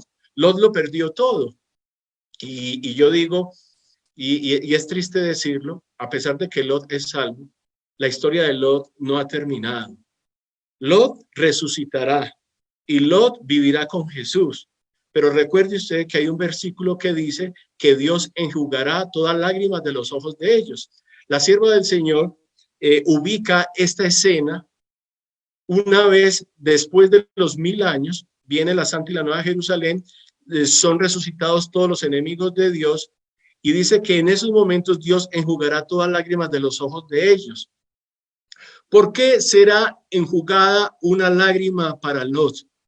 Porque Lot tendrá que ver la destrucción y el exterminio por fuego después de los 1000 años de su familia. Verá a su esposa, a sus hijos, y todo por una mala decisión. Y esas decisiones son las que nosotros tenemos que sopesar en estos momentos. ¿Qué es lo que está pasando con nuestra vida? ¿Para dónde es que vamos? ¿Y cómo queremos vivir? ¿Cuáles son las metas que tenemos? Aquí yo no solamente le estoy hablando a los padres, estoy hablando también a los jóvenes. Si tu meta es tener casa, tener una profesión, una universidad, sopesa en qué ambiente estás, si te está ayudando, si no, y tu padre a qué estás estimulando. Lot fue privado de su hacienda, perdió a su esposa y a sus hijos, moró en cuevas como las fieras, en su vejez fue cubierto con infamia, dio al mundo no una generación de hombres piadosos, sino 2 naciones idólatras que se enemistaron contra Dios y guerrearon contra su pueblo, hasta que cuando la medida de su impiedad estuvo llena, fueron condenadas a la destrucción. Qué terribles fueron las consecuencias, que siguieron a un solo paso imprudente. Qué contraste entre Lot y Abraham. El hombre que ustedes que ven aquí es un hombre que es la ejemplificación de todos los líderes mundiales en el mundo. Este hombre se llama Justin Trudeau y es el primer ministro de la nación del Canadá. Este hombre aquí ustedes lo ven participando con su familia en una marcha del orgullo gay. Y esto es bien interesante y me gusta porque la palabra del Señor nos lo mostró como una de las señales, como Sodoma y Gomorra, como en los días de Lot, comían, compraban, vendían. Ahora, ¿cómo era en los días de Lot? En los días de Lot, de Sodoma y Gomorra, practicaban el pecado de la homosexualidad, todos en general, y no se excluía a los niños, como vemos que un padre irresponsable unido a una agenda mundial aún hace participar a los niños. Pero a mí me gusta lo que dice el libro de Génesis, el capítulo 19, el versículo 4. Recuerden ustedes que van 2 ángeles hermosos a proteger a la familia de Lot, a sacarla de Sodoma y de Gomorra, pero Lot, no olvidando la hospitalidad y creyendo en Dios, era un hombre declarado justo, alberga a estos 2 hombres. Los hombres de la ciudad van y miran a estos hombres hermosos y van a tomar a estos 2 hombres por la fuerza.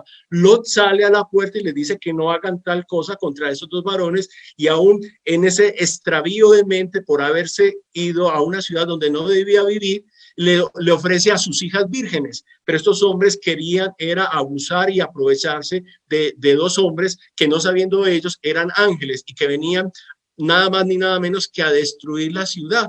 Pero dice el versículo 4, pero antes que se acostasen, rodearon la casa los hombres de la ciudad, los varones de Sodoma, todo el pueblo junto. Escuche, desde el más joven hasta el más viejo. Entonces, ¿qué es lo que nos está diciendo la profecía? Porque estamos en los días de Lot, que tanto los más viejos como los más jóvenes tienen que participar del mismo pecado de la desviación sexual. Este hombre, Jorge Mario Bergoglio, es el principal hombre o es la clave o es la mente siniestra quien está detrás de todo esto junto a otros hombres impíos, junto a los ángeles caídos. Y me llamó la atención porque el 17 de septiembre del 2020 sale esta noticia donde dice: Francisco a padres de hijos LGBT. El Papa los ama porque son hijos de Dios. ¿Qué está diciendo él? Que él ama a todas las criaturas que sean homosexuales. ¿Por qué? Porque él aún mismo ha defendido, ha cubierto, ha protegido a toda una iglesia que es esclava y que es acusada de haber violado y haberse aprovechado por niños durante muchos años.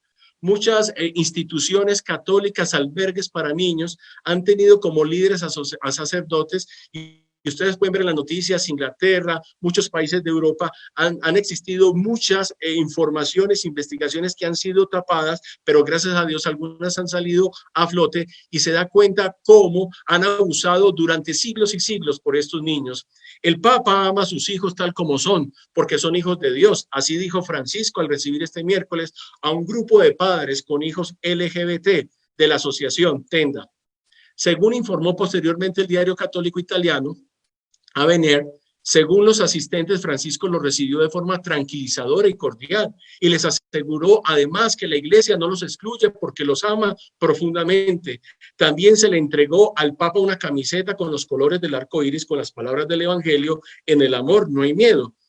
Hombre, Dios ama a todo el mundo y quiere la salvación, pero finalmente Dios tendrá que dictar justicia contra todas las personas que no guardan la ley de Dios. Pero en este caso, ¿a qué está llamado el Papa? Supuestamente como líder de una iglesia religiosa que también supuestamente cree en Cristo. ¿No es acaso hablar a través de la Biblia, de la palabra sagrada, que para Dios es abominación el hombre que se echa con el hombre como si fuera mujer? Pero eso no lo hace él. Y vamos más allá porque esto es un plan mundial. De ahora en adelante vamos a ver que muchos expositores van a hablar del consentimiento sexual, de que los hombres puedan tener relaciones con niños menores. Y eso lo estamos viendo. En Francia, por ejemplo, hay una ley que se aprobó que se llama el consentimiento sexual. La ley que no impone un límite de edad en Francia. Es decir, que si un niño de 8, 10, 9, 12 años consciente en tener relaciones sexuales con un adulto, lo puede hacer. Hay un movimiento mundial y esto lo vamos a ver muy fuerte en este tiempo del fin. Vamos a ver grandes lobbies trabajando en diferentes gobiernos para que a los adultos se les permita tener relaciones con los más pequeños. Y como en muchos países hay leyes que promueven y protegen a los homosexuales, obviamente estarán empleados niños que serán abusados por hombres y mujeres homosexuales.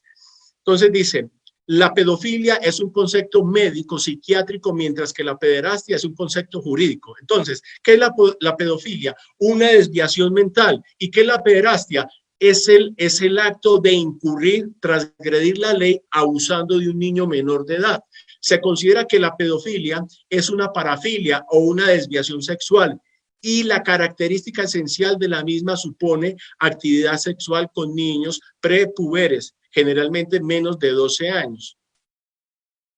El movimiento activista pedófilo, referido por algunos partidarios como el movimiento del amor hacia los niños. Entonces ellos ya no le llaman pedofilia, sino que a este movimiento se le llama el movimiento del amor hacia los niños. Es un movimiento social que abarca una variedad amplia de opiniones y aboga por la aceptación social de las personas que se sienten atraídos por menores de edad, que no hayan delinquido anteriormente. Entonces se le está llamando pedófilos virtuosos, es decir, que hay un grupo de hombres y de mujeres que no tienen rastros legales, que ellos pueden entonces gozar de los deleites abusando de niños. Esto es lo que se quiere instaurar en el mundo y esto se viene muy fuerte. Y vemos que hay una completa batalla legal en todo el mundo frente a esto. ¿Cuáles son las metas de este activismo pro pedofilia y qué incluyen? Dice, incluyen la derogación de las leyes de edad de consentimiento. Por ejemplo, países como Colombia y otros en su mayoría dicen que un niño o un joven a partir de los 14 años podría tener relaciones sexuales con un adulto si él consiente a ello. Naciones que se están volviendo una completa Sodoma y Gomorra, como Argentina, lo han bajado a 13 y 12 años. Pero esto es lo que se quiere implantar como una legislación para todo el mundo. Entonces dice, a efectos de eliminar la legalización del uso de la edad como un criterio válido para identificar el uso sexual e infantil. Viene a mi memoria es este párrafo tan diciente de la señora Elena G. White, cuando ella dice que un hombre o una mujer a la edad de los 21 años es un simple juez de la tierra. Entonces, ¿cuánto más un niño de 12, 13, 14 años va a saber lo que está haciendo cuando ni siquiera su cuerpo ha madurado para tener una relación sexual? ¿A qué más propende? Una pregunta, ¿esto se ha de popularizar tanto que va a llegar a ser permitido a nivel mundial? Claro, claro. Y Juanchito, yo sí te pido un favor, mis hermanos tuvieron suficiente tiempo, yo pido el mismo tiempo para poder terminar.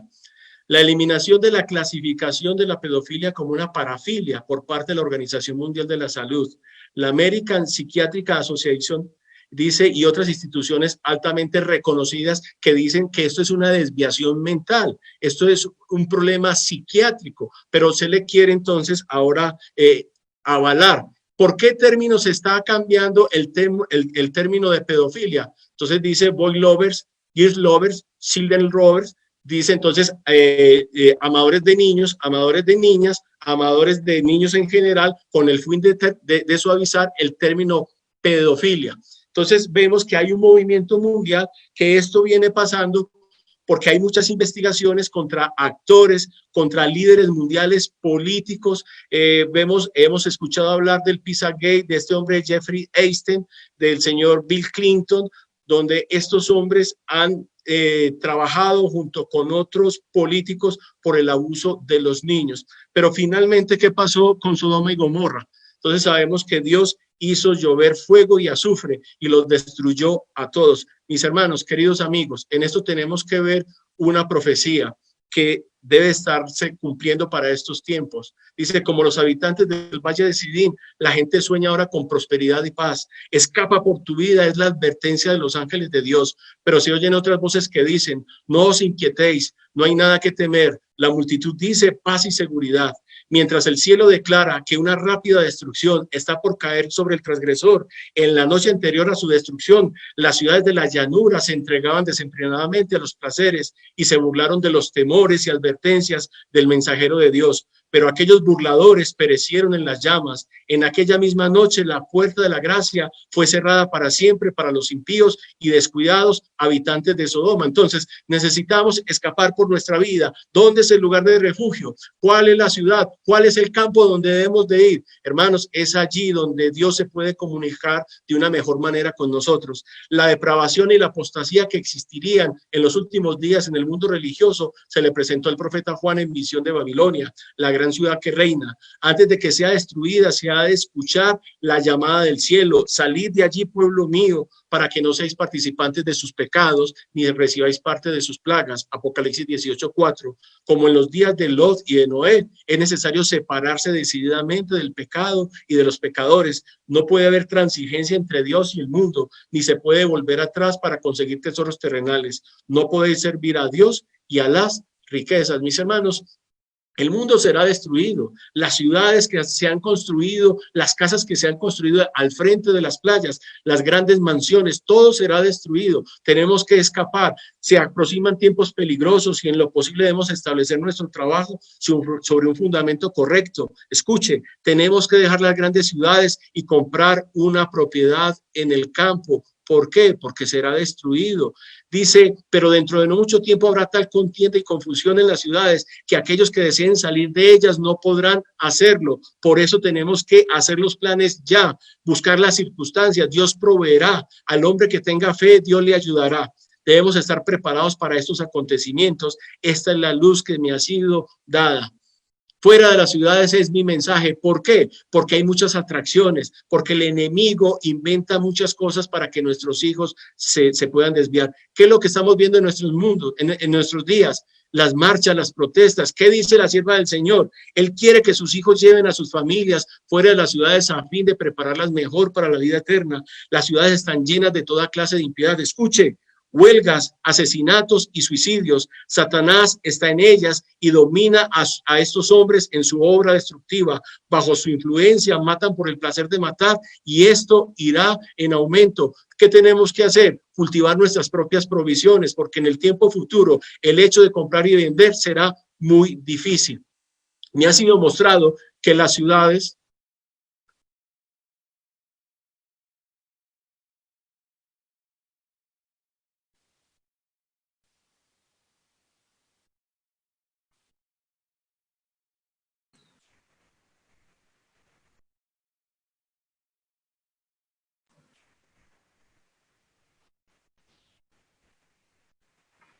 Continúa, Fredicito. Y termina la idea. Ok, gracias.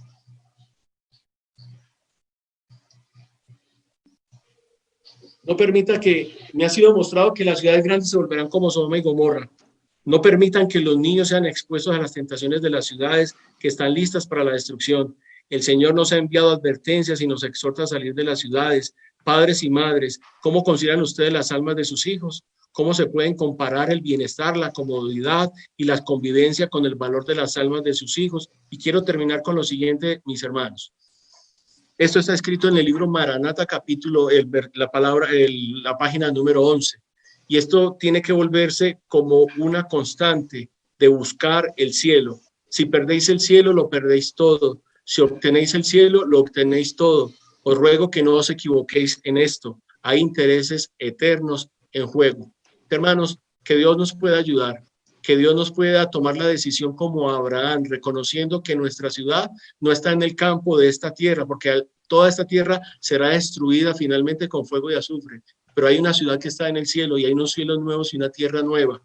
Tratemos de buscar y de vivir lo más fácil y lo más parecido posible a cómo podemos acostumbrarnos al cielo. Es mi deseo de oración. Amén. Amén. Amén. Muchas gracias, Fredicito, por esta importante información. Recordemos entonces a la mujer de Lot. No debemos mirar atrás y ni pensar solamente en las cosas materiales. Sabemos que el Señor tiene muchas promesas para nosotros. Debemos tomar estas decisiones de forma consciente y pidiendo su sabiduría y su dirección.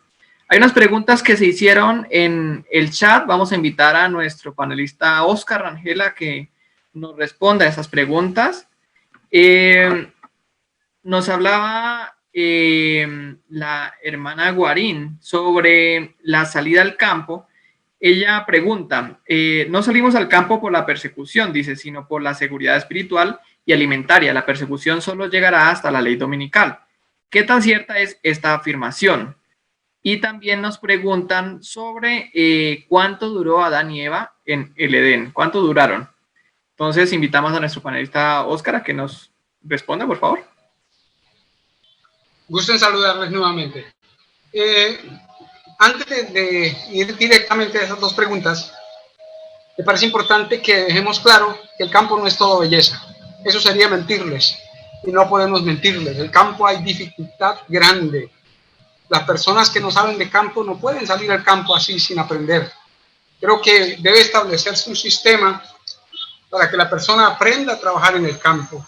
Y eso de salir a una carpa a 4 tablas, eso no es el ideal de Dios. No es a ir allá a un pedrero y a pasar hambre y dificultades, porque muchas familias han salido así. Movimientos independientes han sacado personas, ingenieros, abogados, los han sacado de sus trabajos, les han hecho vender sus fincas, sus apartamentos, sus casas, lo han sacado a una finca comprada en conjunto, donde un hombre ha quedado con la propiedad, no sabía nada de campo, les presentaron maravillas, pero no les hablaron de las dificultades que se viven en el campo, y regresaron sin querer saber no solo de campo, sin querer saber de Biblia, de espíritu de profecía, de nada. Hay que presentar la realidad. Hay cosas bonitas en el campo y el cielo las dice, pero hay cosas muy duras en el campo. También tenemos que ver que el espíritu de profecía fue dado en un contexto, en un país donde no había conflicto armado, y muchos hermanos, sin considerar eso, salieron, y hubo lugares donde los paramilitares tomaron a sus hijos y los volvieron paramilitares, los guerrilleros tomaron a sus hijos y sus hijas y los volvieron guerrilleros. Entonces, en un país con conflicto armado, como el de Colombia, no se puede salir a cualquier lugar y decir, eso es fe. Eso se llama presunción. Por eso la inspiración, después del capítulo Salir de las ciudades, de Mensajes Selectos 2, habla de la providencia, oración y prudencia que hay que tener para salir al campo. Entonces, llamamos a la salida del campo, Dios nos invita, estamos orando por eso, pero no podemos hacerlo apresuradamente. Debemos pedir al Señor dirección y sabiduría para hacer las cosas sabiamente. Bien, ya se ha dicho, sí, por la persecución, eso es parte de la salida al campo. Sí tiene que ver la persecución, indudablemente. El contexto, ya lo leímos, Joyas 2, 155 y 156. La ley dominical finalmente obliga al pueblo de Dios a lugares apartados, a lugares campestres, donde pueda tener alimentos y donde pueda escapar a las zonas más escondidas de la tierra, las cavernas, las montañas, como los refugios de los valdenses. Entonces, la persecución sí tiene que ver con la salida al campo, claro que sí. También la preparación del carácter y la preparación para la lluvia tardía. Todos estos factores tienen que ver con la salida al campo, están vinculados. No es solo uno, sino todos están relacionados. Y el bienestar familiar para buscar al Señor y prepararse para esa experiencia. Ahora, no hay un pasaje claro que hable sobre cuánto tiempo estuvieron Adán y Eva en el Edén. Se infiere que el Salvador murió 4000 años después del inicio del pecado. O sea que si ese pasaje lo aplicamos con relación a la estadía en el Edén, serían 31 años en el Edén. Y el año 4000 después, que sería el 4031, cuando Cristo muere, sería el momento 4000 años después del pecado. Entonces serían 31 años, según ese pasaje, serían 31 años que pasaron Adán y Eva en el Edén en estado de santidad. Ese es el único pasaje que he visto que apunte para responder esa inquietud. Muchas gracias, Osquitar, por estas respuestas. Entonces, la invitación es para que tengamos en cuenta todas las recomendaciones y podamos tomar esta decisión tan importante. Sabemos que, resumiendo, que es mucho mejor la vida en un lugar campestre, es la voluntad de Dios que nosotros vivamos lo más parecido posible a como estaban Adán y Eva en el Edén. De hecho, con respecto a eso, dice que los hogares deben ser un pequeño cielo acá en la tierra. Asimismo es nuestra alimentación, o debería ser nuestra alimentación, y también lo que nos rodea a nosotros y todo lo que está externo a nosotros. También hablamos acerca de el origen de las ciudades. Sabemos que las ciudades no fueron el propósito de Dios. Dios quería que Adán y Eva se multiplicaran y llenaran toda la tierra, y no que se agruparan en lugares específicos, porque sabría que allí iba a abundar el mal. La vida en el campo sabemos que es un plan divinamente constituido y que fortalece también, y es mucho más fácil tener una mejor vida espiritual, una mejor familia, digamos, desde el punto de vista de la educación para los niños. Entonces, es la invitación que queremos hacer a todas las personas que nos están observando. Vamos a terminar con una oración. Invitamos a nuestro panelista César Martínez a que nos dirija, por favor. Ya, sí, antes de hacer la oración, en todo caso, sí, es verdad que aquí en Colombia tenemos problemas con los grupos armados y toda esa situación, ¿no? Pero en todo caso, también cuando leemos el Espíritu de Profecía, hay cosas bellas que son promesas para sus hijos. y cuando nosotros en oración y ayuno buscamos un sitio, un lugar para el retiro, Dios nos va a dar sabiduría, porque yo sé que el Señor quiere lo bueno para nosotros. Y sí, sí, tristemente, como Oscar contó, han habido experiencias equivocadas en el pasado con respecto a ciertos grupos que engañaron y bueno, hermanos tristemente perdieron su fe, pero lo ideal es que aunque este es un tema que está escrito y tenemos que hacerlo ahora en este tiempo de crisis que estamos, que lo hagamos con sabiduría, pero también hay promesas muy lindas en el campo para sus hijos, que pues obviamente en el campo cuando lleguemos allá y las pongamos en práctica, va a ser una experiencia enriquecedora, ¿sí? Entonces, ojalá Dios nos ayude para todos los que están escuchando. El ideal es que empecemos a orar, empecemos a ayunar por eso. Las promesas del Señor para esos lugares y esos retiros nos están esperando. Oremos por ello, confiemos en el Señor. El Señor va a hacer una obra en nosotros y si nosotros nos consagramos ahora y permitimos que el Espíritu Santo nos dirija. Recuerden, hay un pasaje, yo sé que ustedes lo han leído, para mis hermanos panelistas y amigos que nos escuchan, que si nosotros no oramos, el Señor no nos va a dar sabiduría para saber cómo salir de esas propiedades que tenemos, ¿no? Porque hay muchos que pronto no han podido salir porque tienen sus propiedades y no han podido venderlas. Pero tal vez esas personas no han orado lo suficiente como para que el Señor les muestre el camino. Entonces, hay promesas que nos están esperando. Pues necesitamos aferrarnos a esas promesas, orar con fe, con seguridad, y el Señor nos va a iluminar a cada familia, porque cada familia es un contexto diferente, y a cada familia el Señor le va a decir, vende así, muévete por aquí, haz esto, haz aquello. Y así se va a hacer y eso se va a lograr, porque las promesas de Dios son seguras. Así que buen ánimo, mis hermanos, a los que nos escucharon. Y bueno, gracias al Señor porque pudimos desarrollar este tema. La idea no es contradictoria, la idea es que debe ser clara, porque muchos hermanos, sin importar para dónde, salieron para salvar a sus hijos, pero salieron a donde ven paramilitares para entregarle sus hijos a los paramilitares. Claro, y salieron para entregar a sus hijos a los guerrilleros y no era para salvar los hijos que salían al campo. Entonces, eso demuestra que no puede salir a cualquier campo. Correcto. Hay que tenerlo claro en el contexto en que vivimos, porque es que el Evangelio hay que aplicarlo en el contexto en el que se vive. No vivimos en el contexto de los Estados Unidos o el contexto de Suiza. No sé, Estados Unidos no tanto, ¿no? Hay mucho crimen, una nación con mucho crimen. De pronto Suiza, donde el campo es más tranquilo, o otro país, no vivimos en ese contexto, claro que me puedo ir para cualquier campo. Entonces, esto debe ser aclarado a los hermanos, porque si no, un hermano luego pasa una calamidad con un hijo, una hija. Ustedes me dijeron que a cualquier lugar, y me fui a un lugar donde había paramilitares confiando en que Dios me iba a proteger. No, Dios no le va a proteger si usted se mete a una zona paramilitar. Si tiene hijas, las hijas van a ser prostitutas de los paramilitares. Si tiene hijos, van a ser tomados obligatoriamente para ser nuevos paramilitares. Entonces, no puede irse a cualquier lugar, eso no es fe, eso es presunción. Entonces, ¿hay que salir al campo? Sí. ¿A cualquier lugar? No, eso es un mal consejo, en cualquier forma. No, eso no está escrito. El consejo escrito dice salir con sabiduría, con previsión y con oración. Eso es equilibrado. Gracias, sí, así es. Y no desmeritamos el consejo tuyo y es correcto porque estamos viviendo en un contexto armado aquí en Colombia, ¿no? Pero sin embargo, las promesas de Dios son ciertas y seguras para sus hijos, ¿no?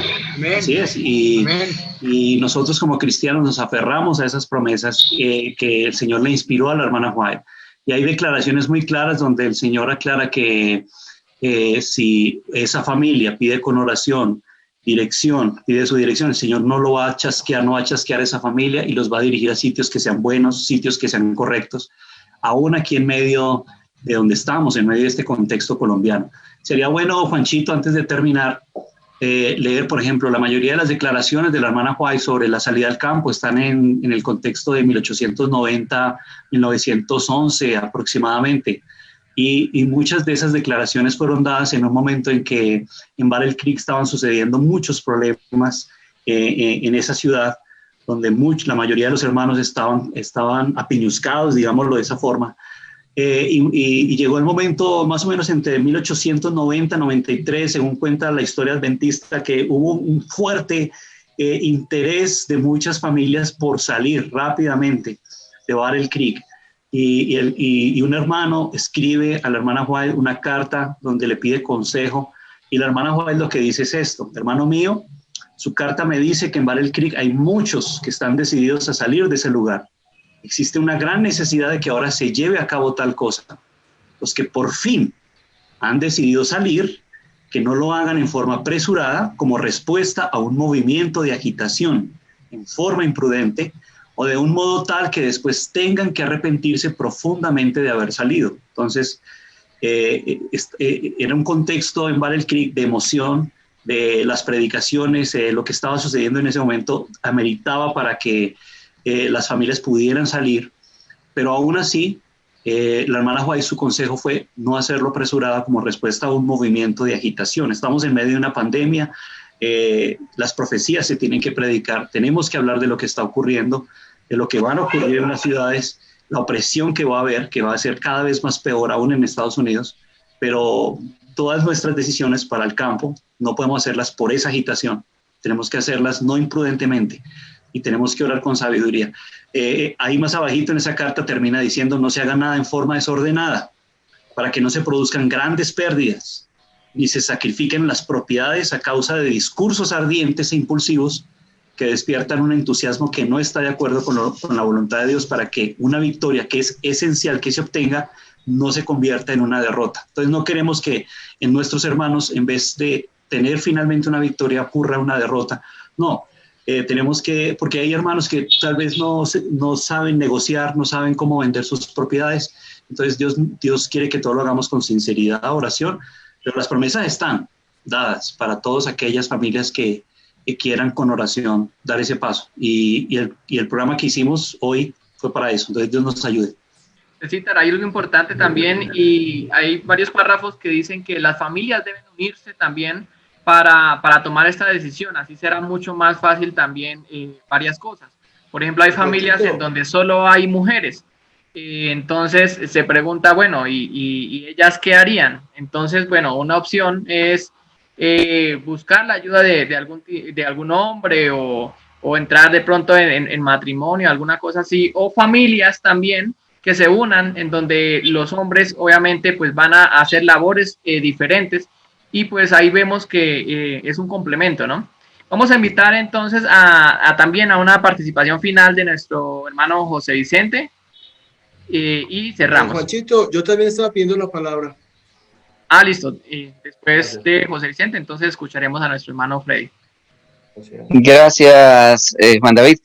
Sí, quería acotar un poco también a lo comentado por nuestro hermano Oscar y por hermano César. Y es lo siguiente: no podemos nosotros cumplir la voluntad de Dios sin que, por lo tanto, tengamos que también afrontar dificultades.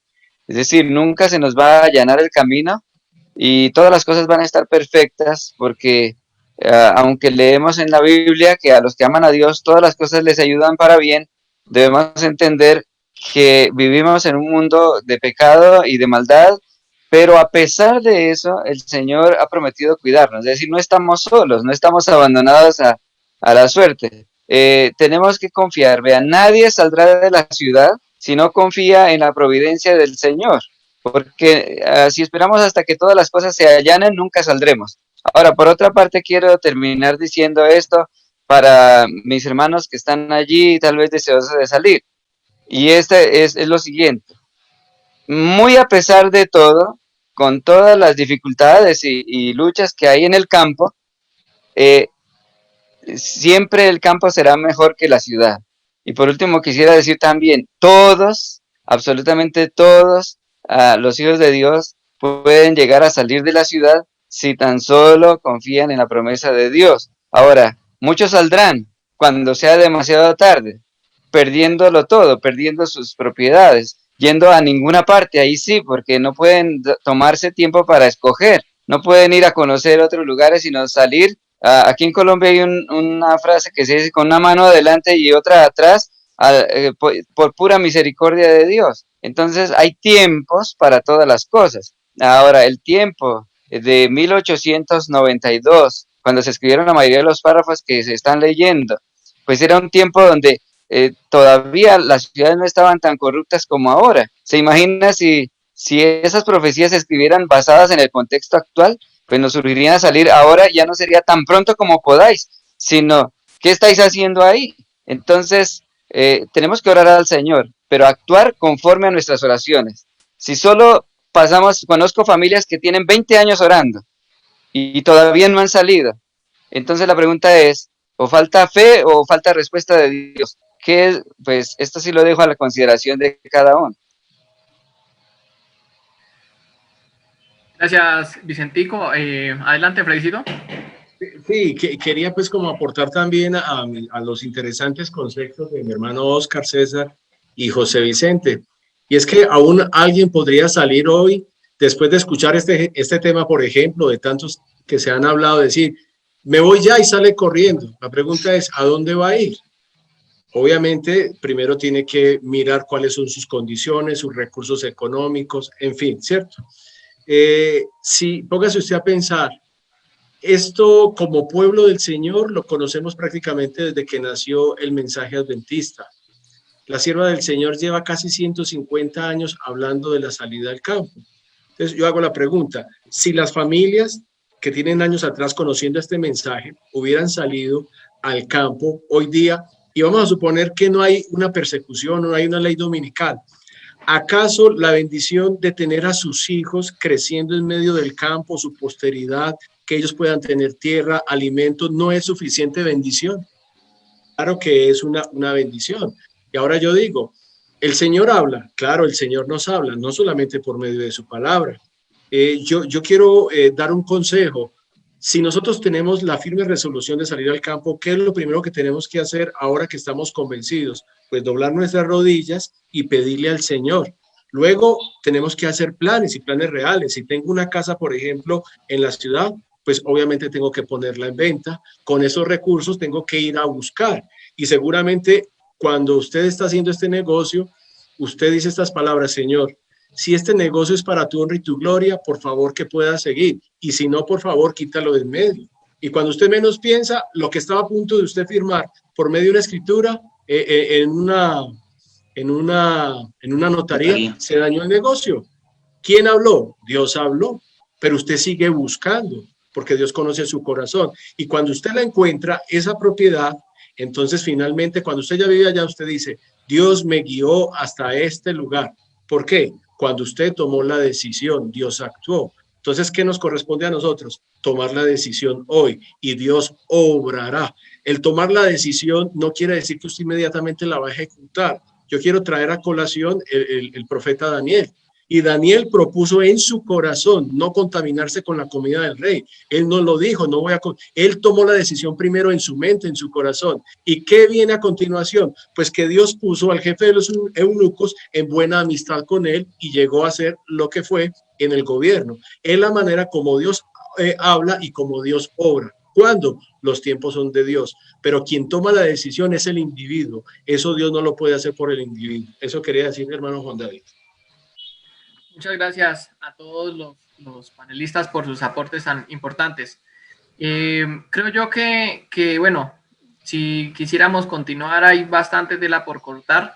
Sin embargo, es importante que el mensaje que se ha predicado el día de hoy no quede como un mensaje más quizás en nuestra mente, sino que tomemos esa decisión de, como dijo nuestro hermano Freddy, de no continuar más en las ciudades, sino que ir saliendo al campo y seguir todas las recomendaciones también que están bien descritas en el espíritu de profecía.